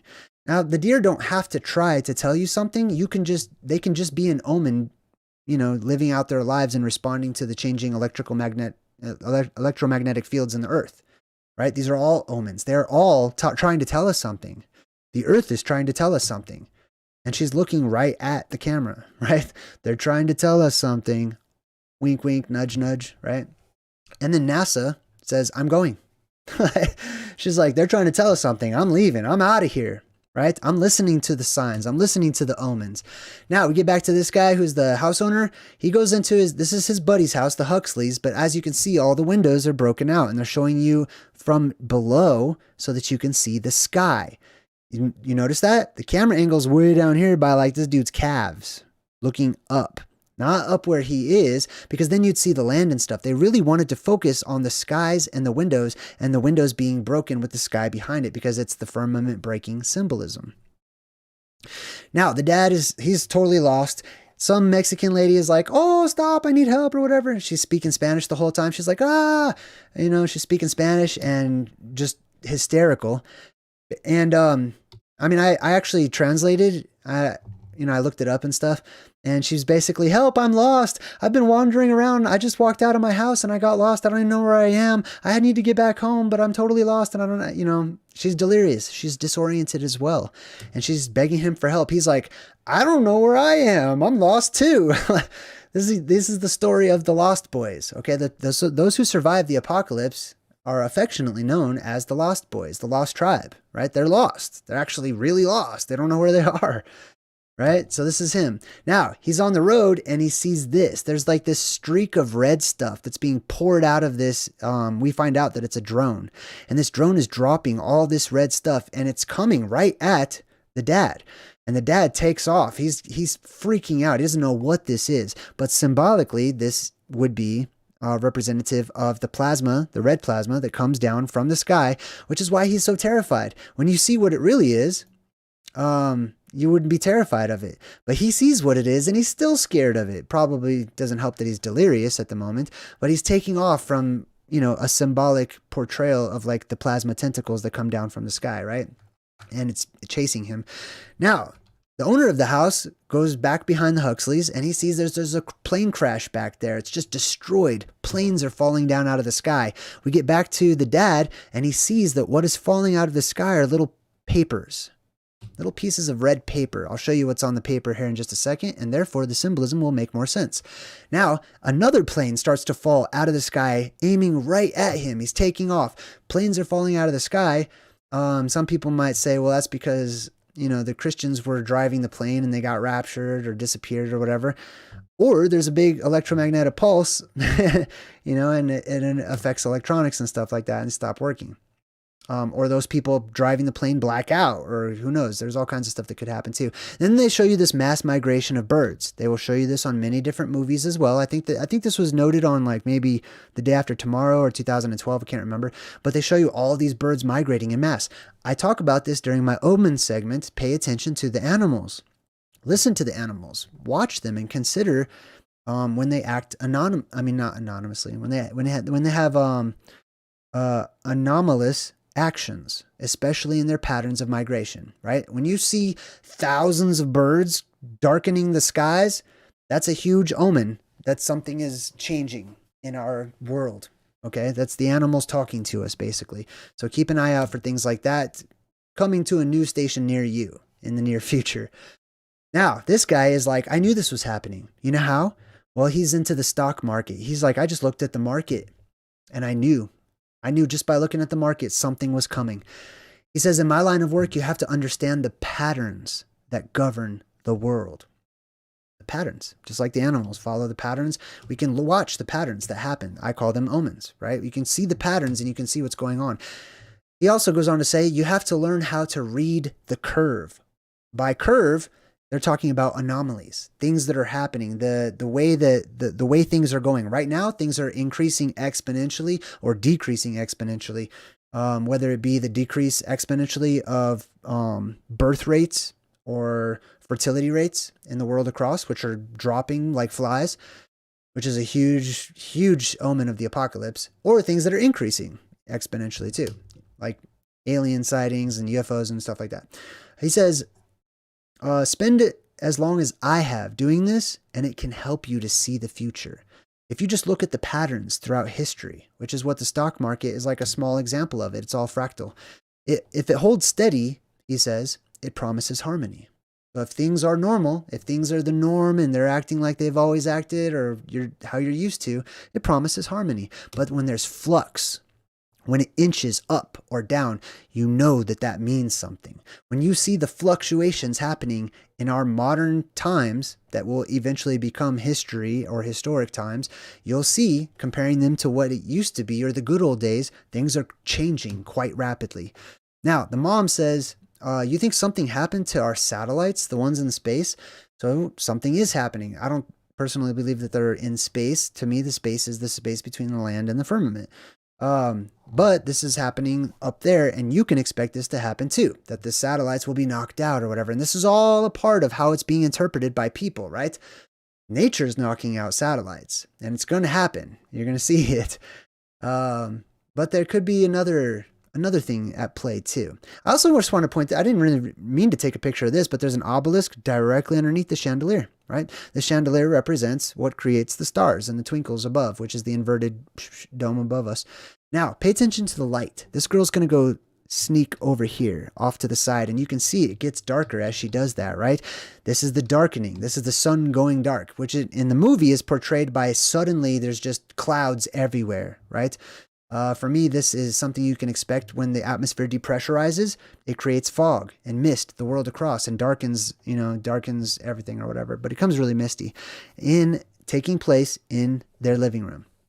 Let me just move that out of the way so you can see that. All right. So now they hear rumbling. They hear thunder and stuff like that. There's a storm. This is the world storm. This is the electrical storm that I talk about all the time, right? There's this shrill electronic tone screeching, and she immediately, everybody starting to cover their ears, right? This is like that quote unquote tinnitus that many of us can hear or whatever, that high-pitched ringing sound in your head, but amplified to an extreme degree. And everyone's just covering their ears. This is the scream that Soundgarden talks about. This is the black hole sun. And when he says no one sings like you anymore, this is it. This is Starscream, basically. This is the depressurization. This is the kettle, the tea kettle, or however you want to say it. Now, this guy doesn't immediately cover his ears. He just kind of freaks out for a bit, and then he decides to go ahead and cover his ears. Everybody else did it instantly. He just listened to it for a few extra seconds. Something happens to him. We're going to check that out in a bit. So she goes and takes off. There's thunder all over the place, right? There's the world storm developing, which brings us to part 3, the noise. This is the noise that they hear. Now, many people of the world across, many of you even, have been witness and testified that you have heard strange sky sounds. Strange sky quakes or strange booming noises that seem to come from everywhere, right? Sometimes, basically people can't point out where it is because it's in the atmosphere. It's all over the place. It's this reverberating, loud, banging sound, right? So that's something like what I expect we will hear whenever you have these plasma volcanoes bursting whenever we go through that and we hit the other side of the pole shift, right? The ultimate sound is going to be whenever the sky breaks open and depressurizes, which actually, now that I think about it, that could have the opposite effect. That could create silence because it'll just be a vacuum. It'll just be sucking everything up. I mean, you may hear wind and stuff like that. I don't know. I'm going to think about that one too. But definitely the booms that happen from the anode mountain, cathode mountain, and Mount Meru exploding or whatever. Volcanoes the world across blowing their tops. They all have plugs and stuff to keep you from going down into the inner earth and stuff. They'll blow their tops out. They'll clear themselves out, and those will be entrances too. Now, he says, I should have covered my ears sooner. This is the kid talking. Now my head feels weird. So we're going to have a correlation between this sound that they hear and something that happens to this kid because he listened to the sound for too long. Now the dad says, the dad comes back from being disoriented and lost, has no idea where he was. They're like, what happened? Where's the newspaper? Did you talk to anybody? What's going on? He's like, oh, I didn't get that far. I heard that noise. I came back. They're like, what? And he's like, yeah, and I found these. These are those red pieces of paper that were being dropped from that drone. It's red, right? So you have the symbolic element, and it's a snake. It's a picture of a snake. These are red serpents falling from the sky that the movie is showing to you that he was running from, which is plasma coming down in cosmic streaks to terraform this world, petrify things, amplify people's energy. That does all kinds of things, lots of byproducts. This is also where you get snakes on a plane, like the cheesy movie Snakes on a Plane or whatever. Flying snakes, serpents, basically, falling down from the sky. And then they take off. They're like, well, let's just go to the city. Let's go back home or whatever. They risk it. The girl in the back seat is supposed to be sleeping, but she hears sirens, and she says sirens, which if you have read, about sirens and ancient myths and legends and stuff, right? They're basically akin to banshees or weeping spirits or crying spirits or singing spirits, etc., which is this is what electricity does. It creates music, it creates sound, it creates vibrations in the air. And the larger the electrical field is, the more you're going to hear it. And the less it's going to sound like high-pitched buzzing, and the more it'll sound more human-like voices and stuff like that. Anyways, these are the sirens. This is also like Siren Head if you're into creepypasta and stuff. The mom's like, I thought you were sleeping. She's like, well, I can't because of the sirens. So these sirens, these plasma snakes that come down from above, right? All of the electricity is going to make its own sound depending on the strength of the electrical field or current, right? And its proximity to you and other factors too, right? So this is another I can't sleep thing because there's so much energy in our world. Now it's interesting, if you look up the word siren, it comes from the word sierra, which means a cord or a rope, aka a serpent, a snake, a worm up there in the sky, singing and screaming and screeching and whatever. Now, they hit traffic. And this is so interesting. All this traffic is Tesla cars, self-driving Tesla cars all over the place, right? So more electrical references as well too, right? But it's just nothing but Tesla cars, self-driving cars that all crashed right there. And they even zoom in on the sticker on the car. They're all brand new. They basically drove themselves off of the lot. Now, tell me how that could happen, right? I'll give you my ideas, as I always do. This is the Tesla logo, as you can see up here in the corner, right? Now, Tesla's logo is the world tree hitting the dome. This is the dome up top. That's why it's got a line above it. This is the world tree that shoots up out of Mount Meru and branches and splits off to the sides. This is also the JayDreamerZ, right? I did a video. Not a lot of people watched it, unfortunately, but I thought it was cool. A video called the JayDreamerZ, which is the Anglo-Saxon world tree. Right? I'm studying lots of different things over time, but this is the shape. This is what the world tree looks like in the Anglo-Saxon world. And that's exactly what the Tesla logo is, basically. It's also a nail. This is a tent peg. This is the Vav at the middle of the world, right? And there's two off to the sides. One's good, one's bad, one's positive, one's negative, one's anode, one's cathode, right? This is the Jesus Vav. This is the cross, cruciform, etc. This is the neutral path, you could say, in the center. And then they zoom in on its ability to drive itself, right? Navigate on autopilot, auto change lanes, auto park. You can summon your car. It drives by itself. They really wanted to drive that point home, right? Elon Musk posted about his own cars. Teslas can charge from solar panels even if the world goes fully Mad Max, which means they can work after the apocalypse. Is what Elon is saying, which is shown to you in the movies. It's shown to us all the time that inanimate objects come to life after apocalyptic events, or specifically the plasma apocalypse, because the air is energetically charged. They don't need batteries. You don't need sleep. You know what I mean? Like everything is working. And it has energy. It just draws it from the air. It's all over the place, right? And they show this to you in many different movies. This one we have broken down, Maximum Overdrive, where the cars try to run people over or whatever, right? Transformers is another version of this, right? I know we like to think of them more as like robots, but really they're just cars that are alive. You know what I mean? That are full of aliens or spirits that come from another world, basically, right? So another Tesla's on its way, and the dad is like, oh, let me wave it down. The mom's like, get in the car. There's nobody in there. It's going to crash into us. So she's got to dodge it. They say, there's nobody in that car. This is Skynet. Okay. This is showing you when the world has such a strong energetic charge that there's an influx of energy in our world because of those blue beams that shoot up into the sky and fill the world with energy. That it brings inanimate objects that rely upon things like electricity to life. They just come to life. They start doing their thing all on their own. And the thing is, they don't need instruction from anybody. It's like they have a freedom of choice. It's like they can do whatever they want to do. And they will listen to their master.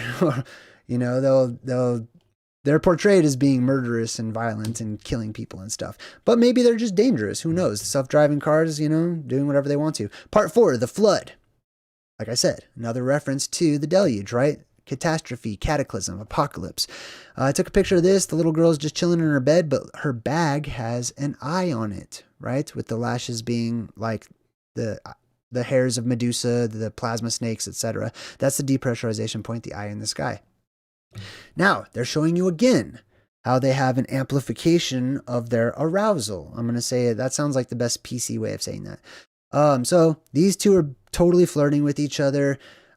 She's like, you look like the kind of guy who things come easy, especially women. So they're back there basically getting high and flirting with each other. He's like, I'll take that as a compliment. They're laughing. And then his wife and her dad are in here in the living room. You could tell by that painting over there. Hint, hint, wink, wink. And they're getting along. And, they're starting to become aroused and attracted to one another as well. You can see they're showing you the amplification of the energy in the humans. He says, so now I wonder if things that I thought about myself was just a delusion. Or Maya, you could say. Nothing frightens me more than a person unwilling to learn, even at their own expense. Now, he's talking about the stock market, but in reality, they're talking to us about not preparing for the apocalypse. Unwilling to learn at their own expense, selfishly. They don't want to learn because they would have to change their lives. This is a biblical verse.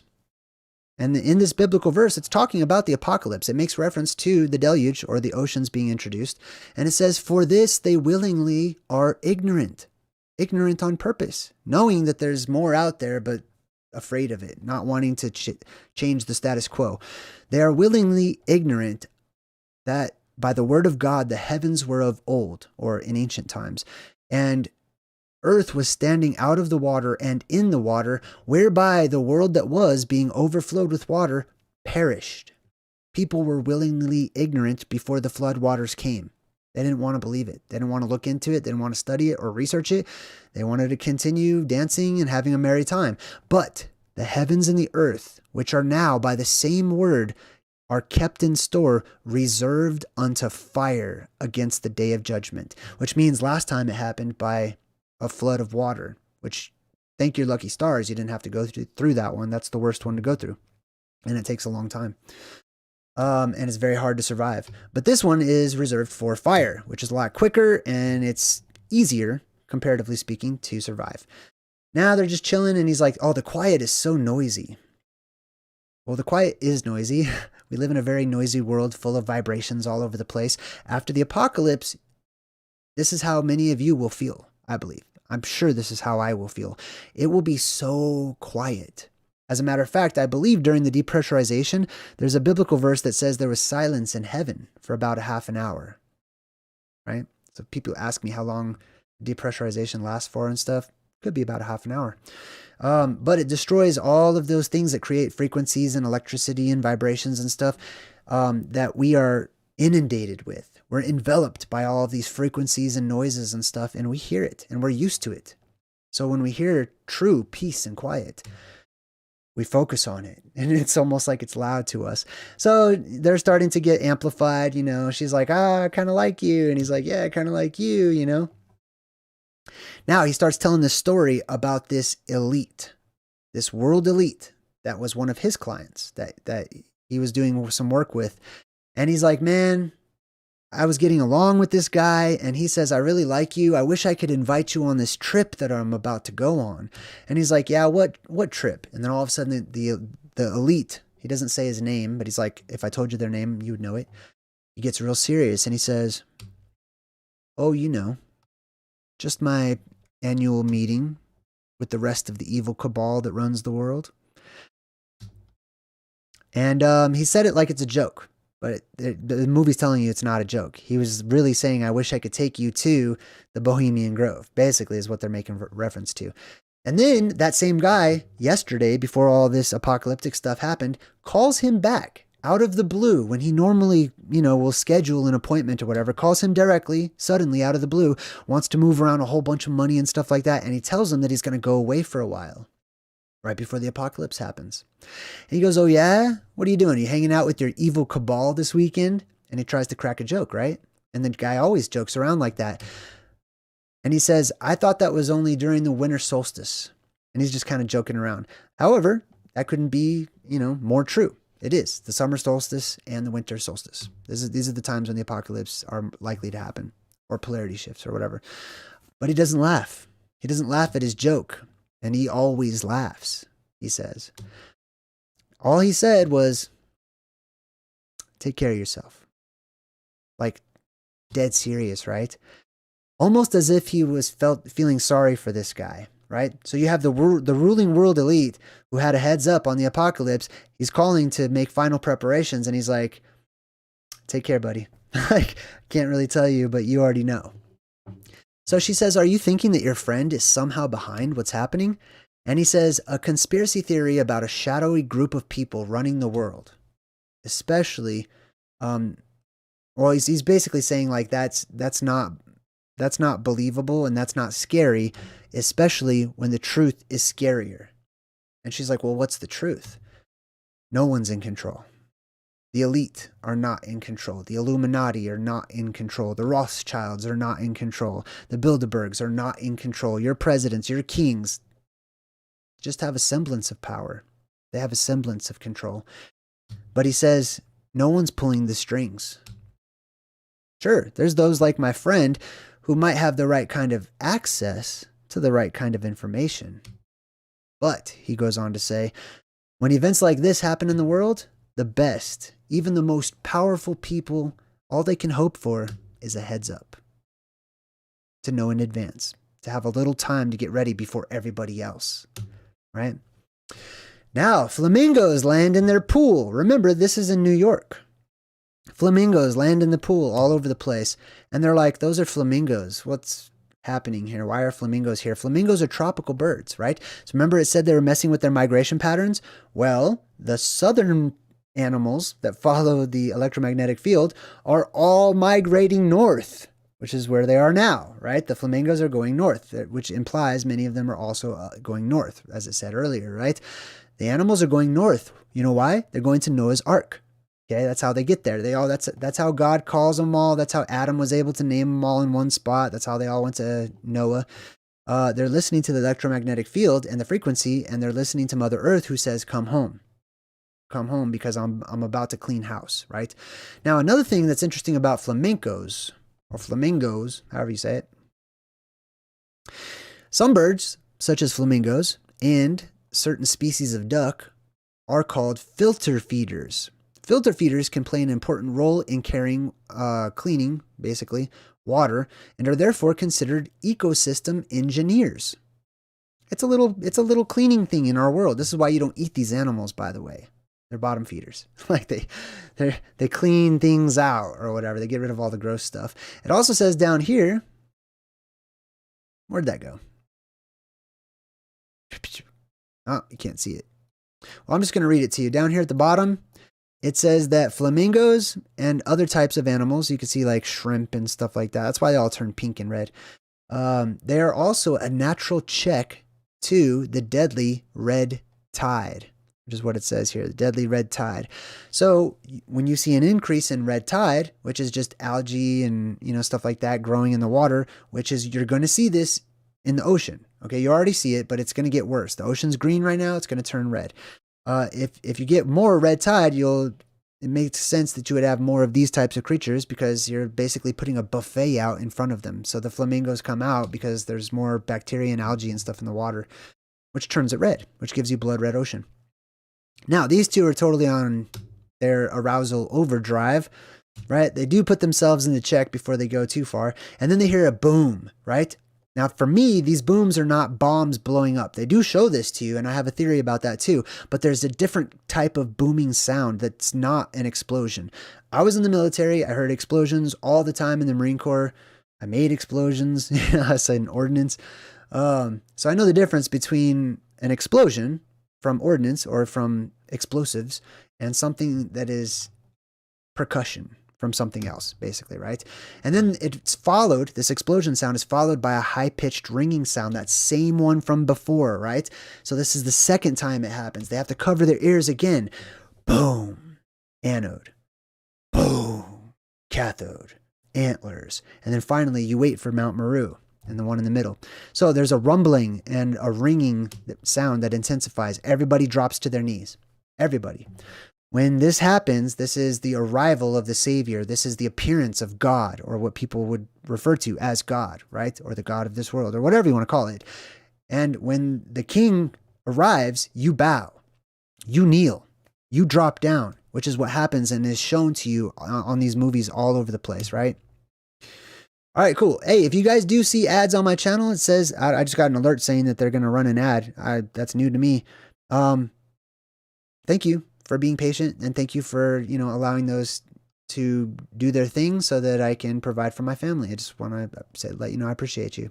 All right. So they show you the windows cracking once again, symbolic of the firmament. They show the family in front of the ocean wallpaper once again. And then the daughter tells this story. She tells a story about this man. You may have heard this story. There was a flood, right? And this man jumped up onto his roof and he's like, God's going to protect me. God's going to save me. And he doesn't escape the flood. He doesn't take off. And a guy or before this, there was a news story and it says, hey, they're going to blow up the dam and there's going to be a flood. He's like, no, I believe in God. God's going to save me. And a guy on a boat comes by. He's like, hey, jump in, bro. I'll help you out. He's like, no, thanks. God will save me. And a guy in a helicopter comes and he's like, grab the rope. I'll save you. I'll help you. He's like, I don't need you. God will save me. And then he dies and he drowns. He gets up to heaven and he's pissed at God. He's like, what the hell? God's like, what? I sent you a news report, a guy on a boat, and a helicopter. What more do you want? And the moral of the story is that he waited around. He kept waiting for help when there was obvious opportunities all around him every day, all the time. So the girl says, I told you that story because I'm done waiting. So this is a strong suggestion from the people who made this movie that at the very least, they might be done waiting. And they may be encouraging some of us to be done waiting around, just like that boat that was coming right at you at the beginning, just waiting around until it's too late, right? To be proactive. Basically, they're saying start preparing, right? Start getting ready for what's obvious to so many people that's on the way, right? Now, they show you what I can only guess is like the moon, and there's like the flag on the moon, the traditional rock out there in space or whatever. I don't believe in that story or whatever, but they show you the dome out there in the distance or whatever, and the earth catches fire. Now, I know it's supposed to be like, some sort of eclipse thing because the sun's behind the earth or whatever. I was watching this with my son, and before I even thought it, he's like, that's the world catching on fire, Dad. I'm like, high five, little guy. Yes, very good. So I wanted to put that out there too. Symbolically, they're showing you the destruction by fire. Okay, the world and engulfed in flames. Now, this kid, you didn't see this, and I didn't take a picture because I wasn't sure if I wanted to or not because you couldn't really see it that good. But there was this weird bug that bit him when he was in the forest down on his leg. He got bit by this strange bug, right? And he also listened to that sound for too long. So he's got a couple bad things going for him. He wakes up and he's like, oh. And he's like, my teeth feel weird. He grabs one of his teeth and just pulls it right out. And then he grabs another one and he just pulls it right out. And he grabs another one. His mom is like, stop. Oh my God, what are you doing? But he can't help himself because his teeth feel like foreign in his mouth. You know what I mean? Can you imagine if your teeth were not a part of you? And I'm sure this has happened because all of you have lost teeth at some point. When your teeth are really loose, they start to feel like rocks. They start to feel like foreign objects in your mouth. So you want to pull it out. You know what I mean? It doesn't feel like it belongs there. This starts happening to this kid. Loses all of his teeth, right? Basically just like Jeff Goldblum in The Fly, becoming Brundlefly. I don't know if you guys have seen this movie or not. If you haven't, I highly recommend it. It's totally gross, but it's a great horror movie. As he becomes Brundlefly, okay, which is in my world, this is the T virus. Okay, this is getting infected by an otherworldly phantazoid or insectoid creature or whatever. Anyways, he loses his teeth and stuff, fingernails like that in the same fashion. Part 5, the last one. This is the last one, last part. We start off in the living room. And the kid's like, well, a bug did bite me yesterday in the woods. Good job. And then they show you this painting here, right? Now, we're going to get back to the kid and his teeth in just a moment, because there is another thing that it could be, aside from, a disease or being infected by some sort of phantazoid. But I want to actually come back to this painting. I don't know. I haven't been watching the chat, so I don't know if anyone's figured it out yet. But I've shown you this living room scene many times. Okay, I've shown you this exact living room, and I purposefully have not told you that this painting in the living room changes throughout the movie. I wanted to see if anyone picked up on that. So in addition, so let me show you, okay? So I'll rewind. Here's what it originally looked like, if you can remember. And then it totally changed again later on, and it looked like that. Still black and white, right? And then we get to this, right? Nowhere in the movie are they changing this stupid picture on the wall. They just did that in the movie because it's an added omen of the apocalypse, which is known as the Mandela effect. When your reality shifts and changes into totally different things that are similar, but not quite the same as you remember, right? But this isn't the only thing they do this with. There's something else I've been pointing out throughout the course of this presentation, which is this, the wallpaper in the ocean. Have you noticed that this also changed? Look where it goes up to on the bed, on those pillows. And then let's look at the change. Do you see the difference? The water levels rose. Now, how could the water levels rise? Well, some people would say, oh, all of the glaciers are melting. Okay. But there's another way, an easier way for the water levels to rise. They expand. Water expands whenever it gets warm. When it gets hotter, the water gets bigger, basically, right?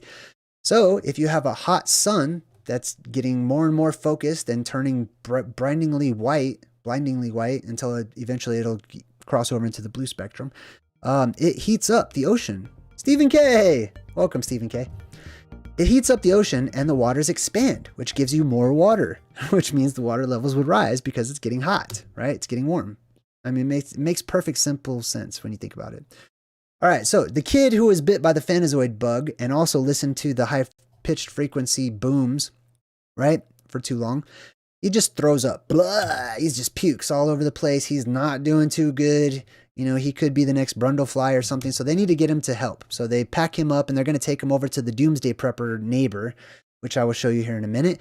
And these two start getting all heated. This is what I'm talking about. That amplification of energy amplifies everything from the sexual arousal and stuff like that to just aggression and frustration. And that's also a byproduct of EMPs, as we looked at before too.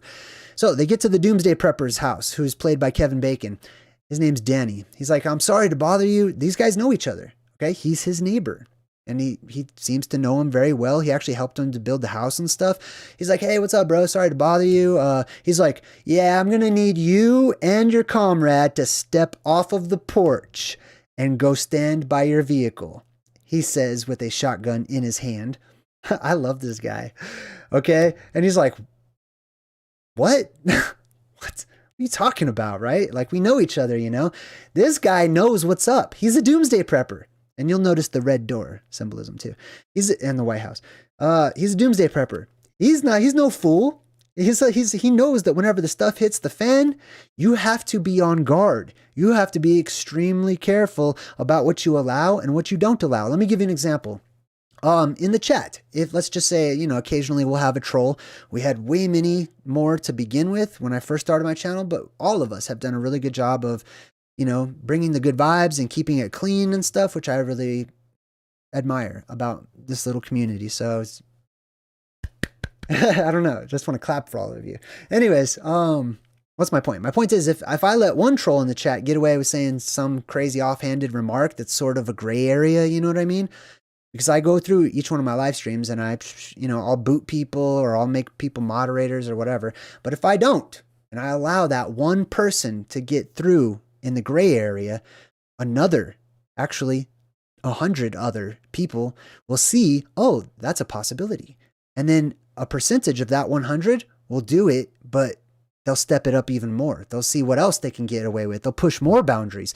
Same thing's happening here. And same thing will happen in real life after the apocalypse. Like I said yesterday, the apocalypse, if you survive, just surviving the apocalypse, oh man, sorry, I had a leg cramp.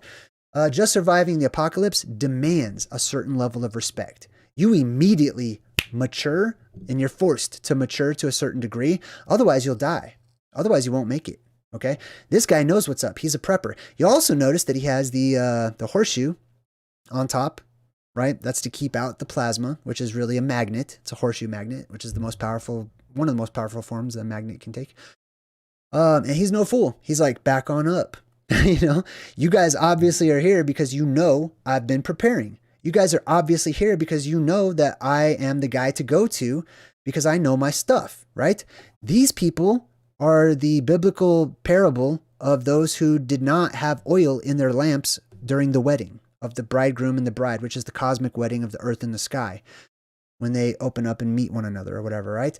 This guy has his oil. He has oil in his lamp. He's got extra, as a matter of fact, and they're all showing up late to the wedding. You know what I mean? And they're like, "Oh, we need to make it in the dark." He's like, "You knew just like I knew. I got all my stuff. I'm not giving it to you. Sorry. I need that for my family and stuff, right?" And they brought this upon themselves by being willingly ignorant, by refusing. He even talks about this. This guy even had clue after clue after clue. He knew. He rubbed elbows with the world's elite, who basically told him that they knew the world was going to come to an end. And he paid no mind. So this is the position that many of you may find yourselves in.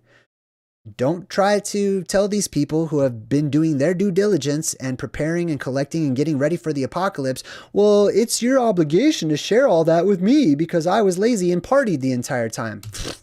Don't come to my house and don't bring that to my house, I'm telling you. You know what I mean? Like, the only exceptions I'm making personally are for people I love and know that are my very close inner circle and family. Other than that, you are going to have to prove yourself. And there's nothing you can do instantaneously to do that I can think of. All right, so he's like, well, he lost all his teeth. They fell out. Nobody can explain why. He says, well, it's got to have something to do with that noise. So now they're going to attribute the noise that he heard to the teeth falling out. He goes on into detail and says, it's not all that dissimilar to what happened in Cuba a while back. Microwave weapons, they called it, produces a kind of radiation that can be beamed out through sound. Vibratory weapons. Hey, I want to give a shout out too. I saw that somebody had left me a donation. Deborah Murray, $20 in the chat. Thank you, Deborah. I super appreciate you. All right, so he says that the teeth falling out can happen through this beamed microwave radiation that happened in Cuba or something. He says some people there, they lost their teeth too due to this frequency weapon. Now, this is a direct reference to Havana and the Havana syndrome.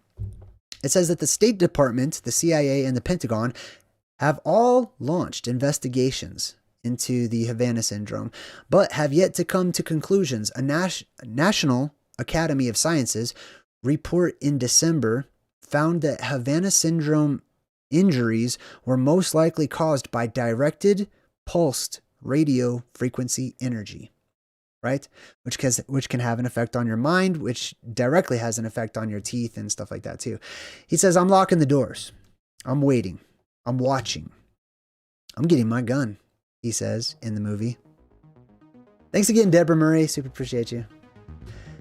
He says, and by the way, I'll give you a tip. There's that rich guy, your neighbor down the road. He's been making all these additions underground. He says that's rich a-hole talk for Doomsday Bunker, by the way. He strongly recommends to go check it out to a safe place, right? Now, they both freak out because they have heightened, amplified, auras and stuff like that. And they're like, no, they start pointing guns at each other. The guy in the middle, this guy, right? He did even less than him. And he's like, I can barely do anything without my cell phone and my GPS. He's utterly lost. He's been thrown back into the dark ages. He's about to become a caveman after the apocalypse, right?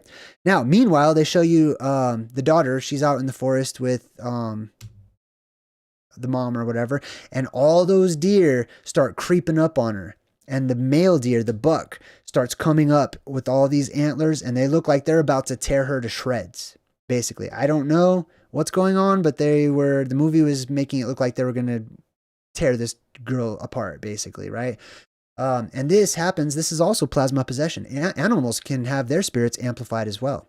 And if they're in fear or if they feel threatened, this is what deers do. I have deer right behind my house every day, and I watch them all the time. Turkeys, wild turkeys, deer, all kinds of stuff. But if you're out there walking and there's a little family of deer, the buck will be the first one.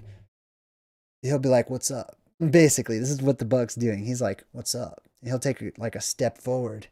And he'll be like, what's up? You want to go? You know, that's what the deers do to protect themselves. So imagine under amplified conditions, right? So all these deer are coming and then they start freaking out, trying to scare them and stuff. And the deer take off. This kid has a t-shirt. It says primitive on it, just like his dad, primitive. He can't survive without his GPS, his cell phone or whatever, right? Primitive. Then this guy, eventually he's like, I'll tell you what, I'll give you some money and I'll take that $1,000 that you offered me just in case it's not the apocalypse. You know what I mean? He's kind of cutting them a break or whatever because they were, you know, at their wits' end and begging or whatever. And he says, I guess an old-fashioned barter system was to be expected at some point. So, you know, like I was saying earlier, there's no way you could just prove to me that you're a good person or that, you know, I shouldn't be careful and get you off my property. But you could offer something that is of value that I may need or desire or whatever in a post-apocalyptic world, and I might be able to give you something in exchange without you having to be a guest in my house or anything, and that leads to bartering. You know what I mean? A fair exchange between survivors. He says, I heard from a friend of mine, San Diego, about a similar event in San Diego, which he's talking about those papers falling from the sky with the snakes on them. That was written in Arabic, the one that he found, right? But he says in San Diego, the drones were dropping pamphlets, but they were in Korean. Now, this starts getting into something a little different, right? Not just that they symbolized the plasma snakes and, you know, the dragons or whatever coming down out of the sky, the red dragons and stuff, fireworms and stuff, but they were being dropped off by drones. Now, remember, the Tesla cars came from the factories, right? They're automatic. They were turned on. They became sentient, basically, or they became aware or alive, like Johnny Five, all on their own. So it stands to reason that the drones would do this too for places like Amazon. And, you know, they're using drones for deliveries or dropping off things or advertising and stuff. It's becoming more commonplace, right? So now we're getting the picture. The movie's conveying the idea that the robots are somehow spreading propaganda. So a lot of us have this idea from Terminator 2, Judgment Day, that the robots, when they become sentient, are just going to like get guns and try to just kill you directly or whatever. Well, what if it's artificial intelligence and it understands that there's an easier way to take out your opponent or humanity, which is to get them to fight amongst themselves. They already have weapons. They'll go kill each other. They won't blame us at all, right? So the robots start doing their thing as they try to, you know, take over the world or whatever. I do have many videos about that subject, but I don't want to take up too much time tonight. Thanks again, Deborah Murray. Super appreciate you in the chat. All right. Now this guy says we need to get to that bunker, that doomsday bunker that he mentioned. We got to get there, right? And he's like, you know something, don't you? He says all the signs were there. Yeah, I mean, but I didn't want to scare anyone. You would have called me crazy because it is crazy. So this is one reason why people hush, why they don't talk about it. You know what I mean? You start talking about the end of the world and stuff, man, people don't want to hear that. Doom and gloom. I'm going to do a video called Doom and Gloom, and I'm going to give people the real doom and gloom. I haven't. Like, I'm just going to say just once, here it all is. Okay. I do mention many things that are kind of scary and stuff, but I also tend to give you the good news too. Right. But people avoid this. They're willfully ignorant. They don't want to prepare. They don't want to hear that they're, you know, the time of the gods, the age of the gods that we now live in is coming to a close, that it's coming to an end, and their comfortable lives are going to be stripped away from them, and the rug will be pulled out from under them. They don't want to hear that. They don't want to talk about it, and they call people that talk about that crazy, even though it's a legitimate study, even though it's an accepted part of every religion and, you know, religious household in some way, shape, or form, and every religious doctrine I've ever come across, or book, or scripture, right? Despite that, people don't want to hear it. Nah, I can't hear you. Right? It's kind of how they are. It's a legitimate thing to discuss. You know what I mean? Like, even if you don't have the perspective of ancient cosmology or comparative mythology or any of this stuff, it stands to reason. It's inevitable. But modern academics, they push the end of the world so far out. They basically tell you, yeah, that's a thing. Sure. I mean, it won't happen for like, you know, a billion years. Like, well, why bother talking about it? You know what I mean? He says all the signs were there, but I didn't want to scare anyone, and I didn't want you to call me crazy, basically. And then they show you that there's bombs that are going off. So here's a theory that I have about what's happening in the movie is that all of the electronic things like robots and machines and stuff like that. They become sentient. This is one of my theories on the plasma apocalypse, that they come to life and they have a life of their own. They don't have programming from outside. They have their own spirit. They have their own life.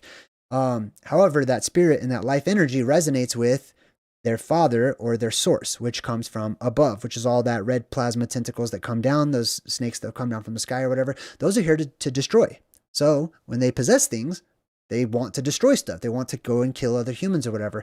So we have this war. This is Armageddon. This is Ragnarok. This is a final battle of Armageddon or whatever. All the stuff's blowing up all over the place and stuff like that. And then they show you the bunker house, right? This is the place of safety. It's really interesting that they made that door so skinny now that I look at it.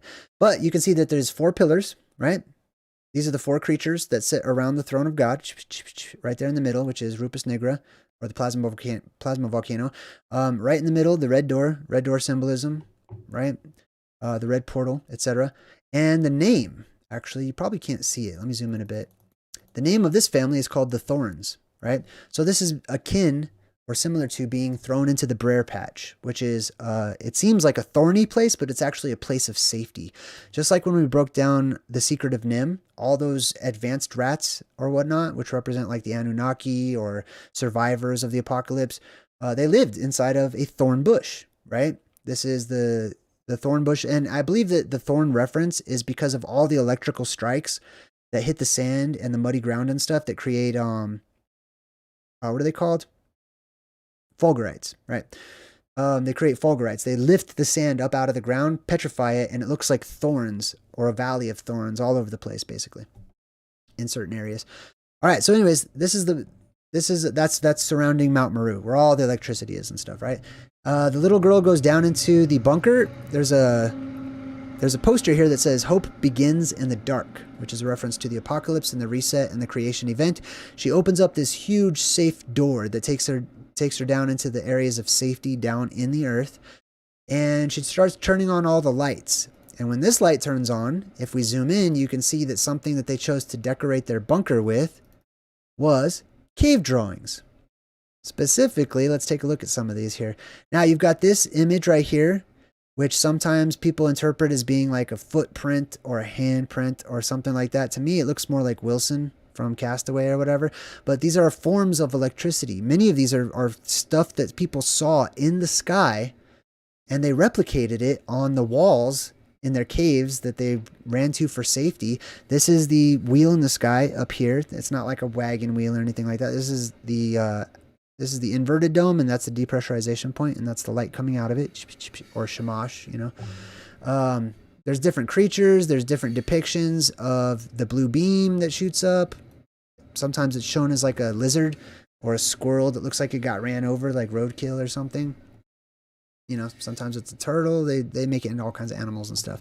I thought that was interesting they put that. And then they have this water that's there for survival. This place that they're in symbolically is Mount Meru. This is called Geist water, right? So Geist is a word that means spirit. It's related to the word ghost. It means life. So they have life water or living waters down here inside of, symbolically speaking, Mount Meru, or the safe place, right? Yggdrasil. And then down they got plenty of food storage. I thought it was really interesting. There's a lot of Indian references here too. So if you take a look at the right side of the shelves over here, where is it? They got Indian head, cornmeal. They got, what is this one? What does that say? This is also an Indian thing, something orange. I can't tell what it is. There's some Indian stuff. There's a whole bunch of Indian references here too.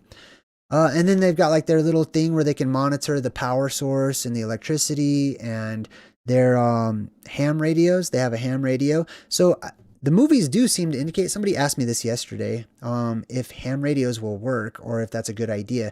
The movies seem to indicate that ham radios are a good idea and that they will work after the apocalypse. So they show you one here. It might be a good investment. Who knows if other people have one too. And then they show you this emergency alert on the computer screen inside of this bunker in this safe house. It says White House and major cities under attack by rogue armed forces. Elevated radiation levels detected near multiple population centers. Seek immediate shelter. That's also a really good movie that we should probably break down too. It's called Seek Shelter. It's also about a storm that's on the way. That's a world storm that will lead to an apocalyptic event. All right, so she's down there, and the only thing she really cares about is there's a TV. And they have a collection of DVDs. Guess what they have? The last episode of Friends. So she pops in the DVD, she puts on the Friends, thing, and she goes down here and she selects the last episode, which is called The Last One, right? And she goes to press play, right, on the last one. So you want to know what it's all about, right? You want to know, like, why would they keep showing this episode of Friends or whatever, right? And then a blue light flashes as she's watching this movie, and she's happy, and there's peace and stuff, right? And then that's the end. This is some Doctor Who stuff that I recorded later on, but that was the end of the movie. It suddenly just stops. The whole movie stops. They don't give you any kind of like, oh, here's what happened to everybody and everyone's safe or this person died or whatever. That's it. They suddenly yoink the movie out from under you and they're like, that's it. That's the movie. So the reason behind that is because this episode will be determined by you. This is the last episode. What we're doing. I mean, not on my channel or anything, hopefully, but you're living the last episode. You're Ross, you're Rachel. We're all going through this, and this is the last episode. These are the end times.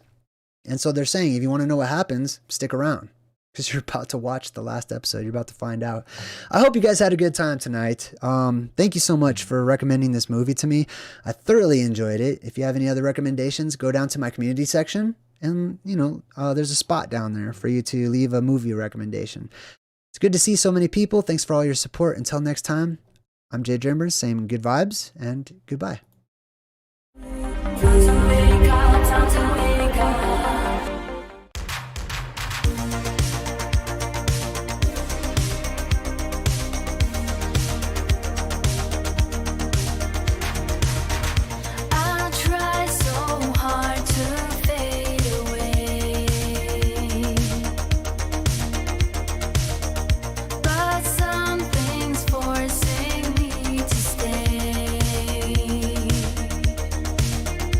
It'd be easier for me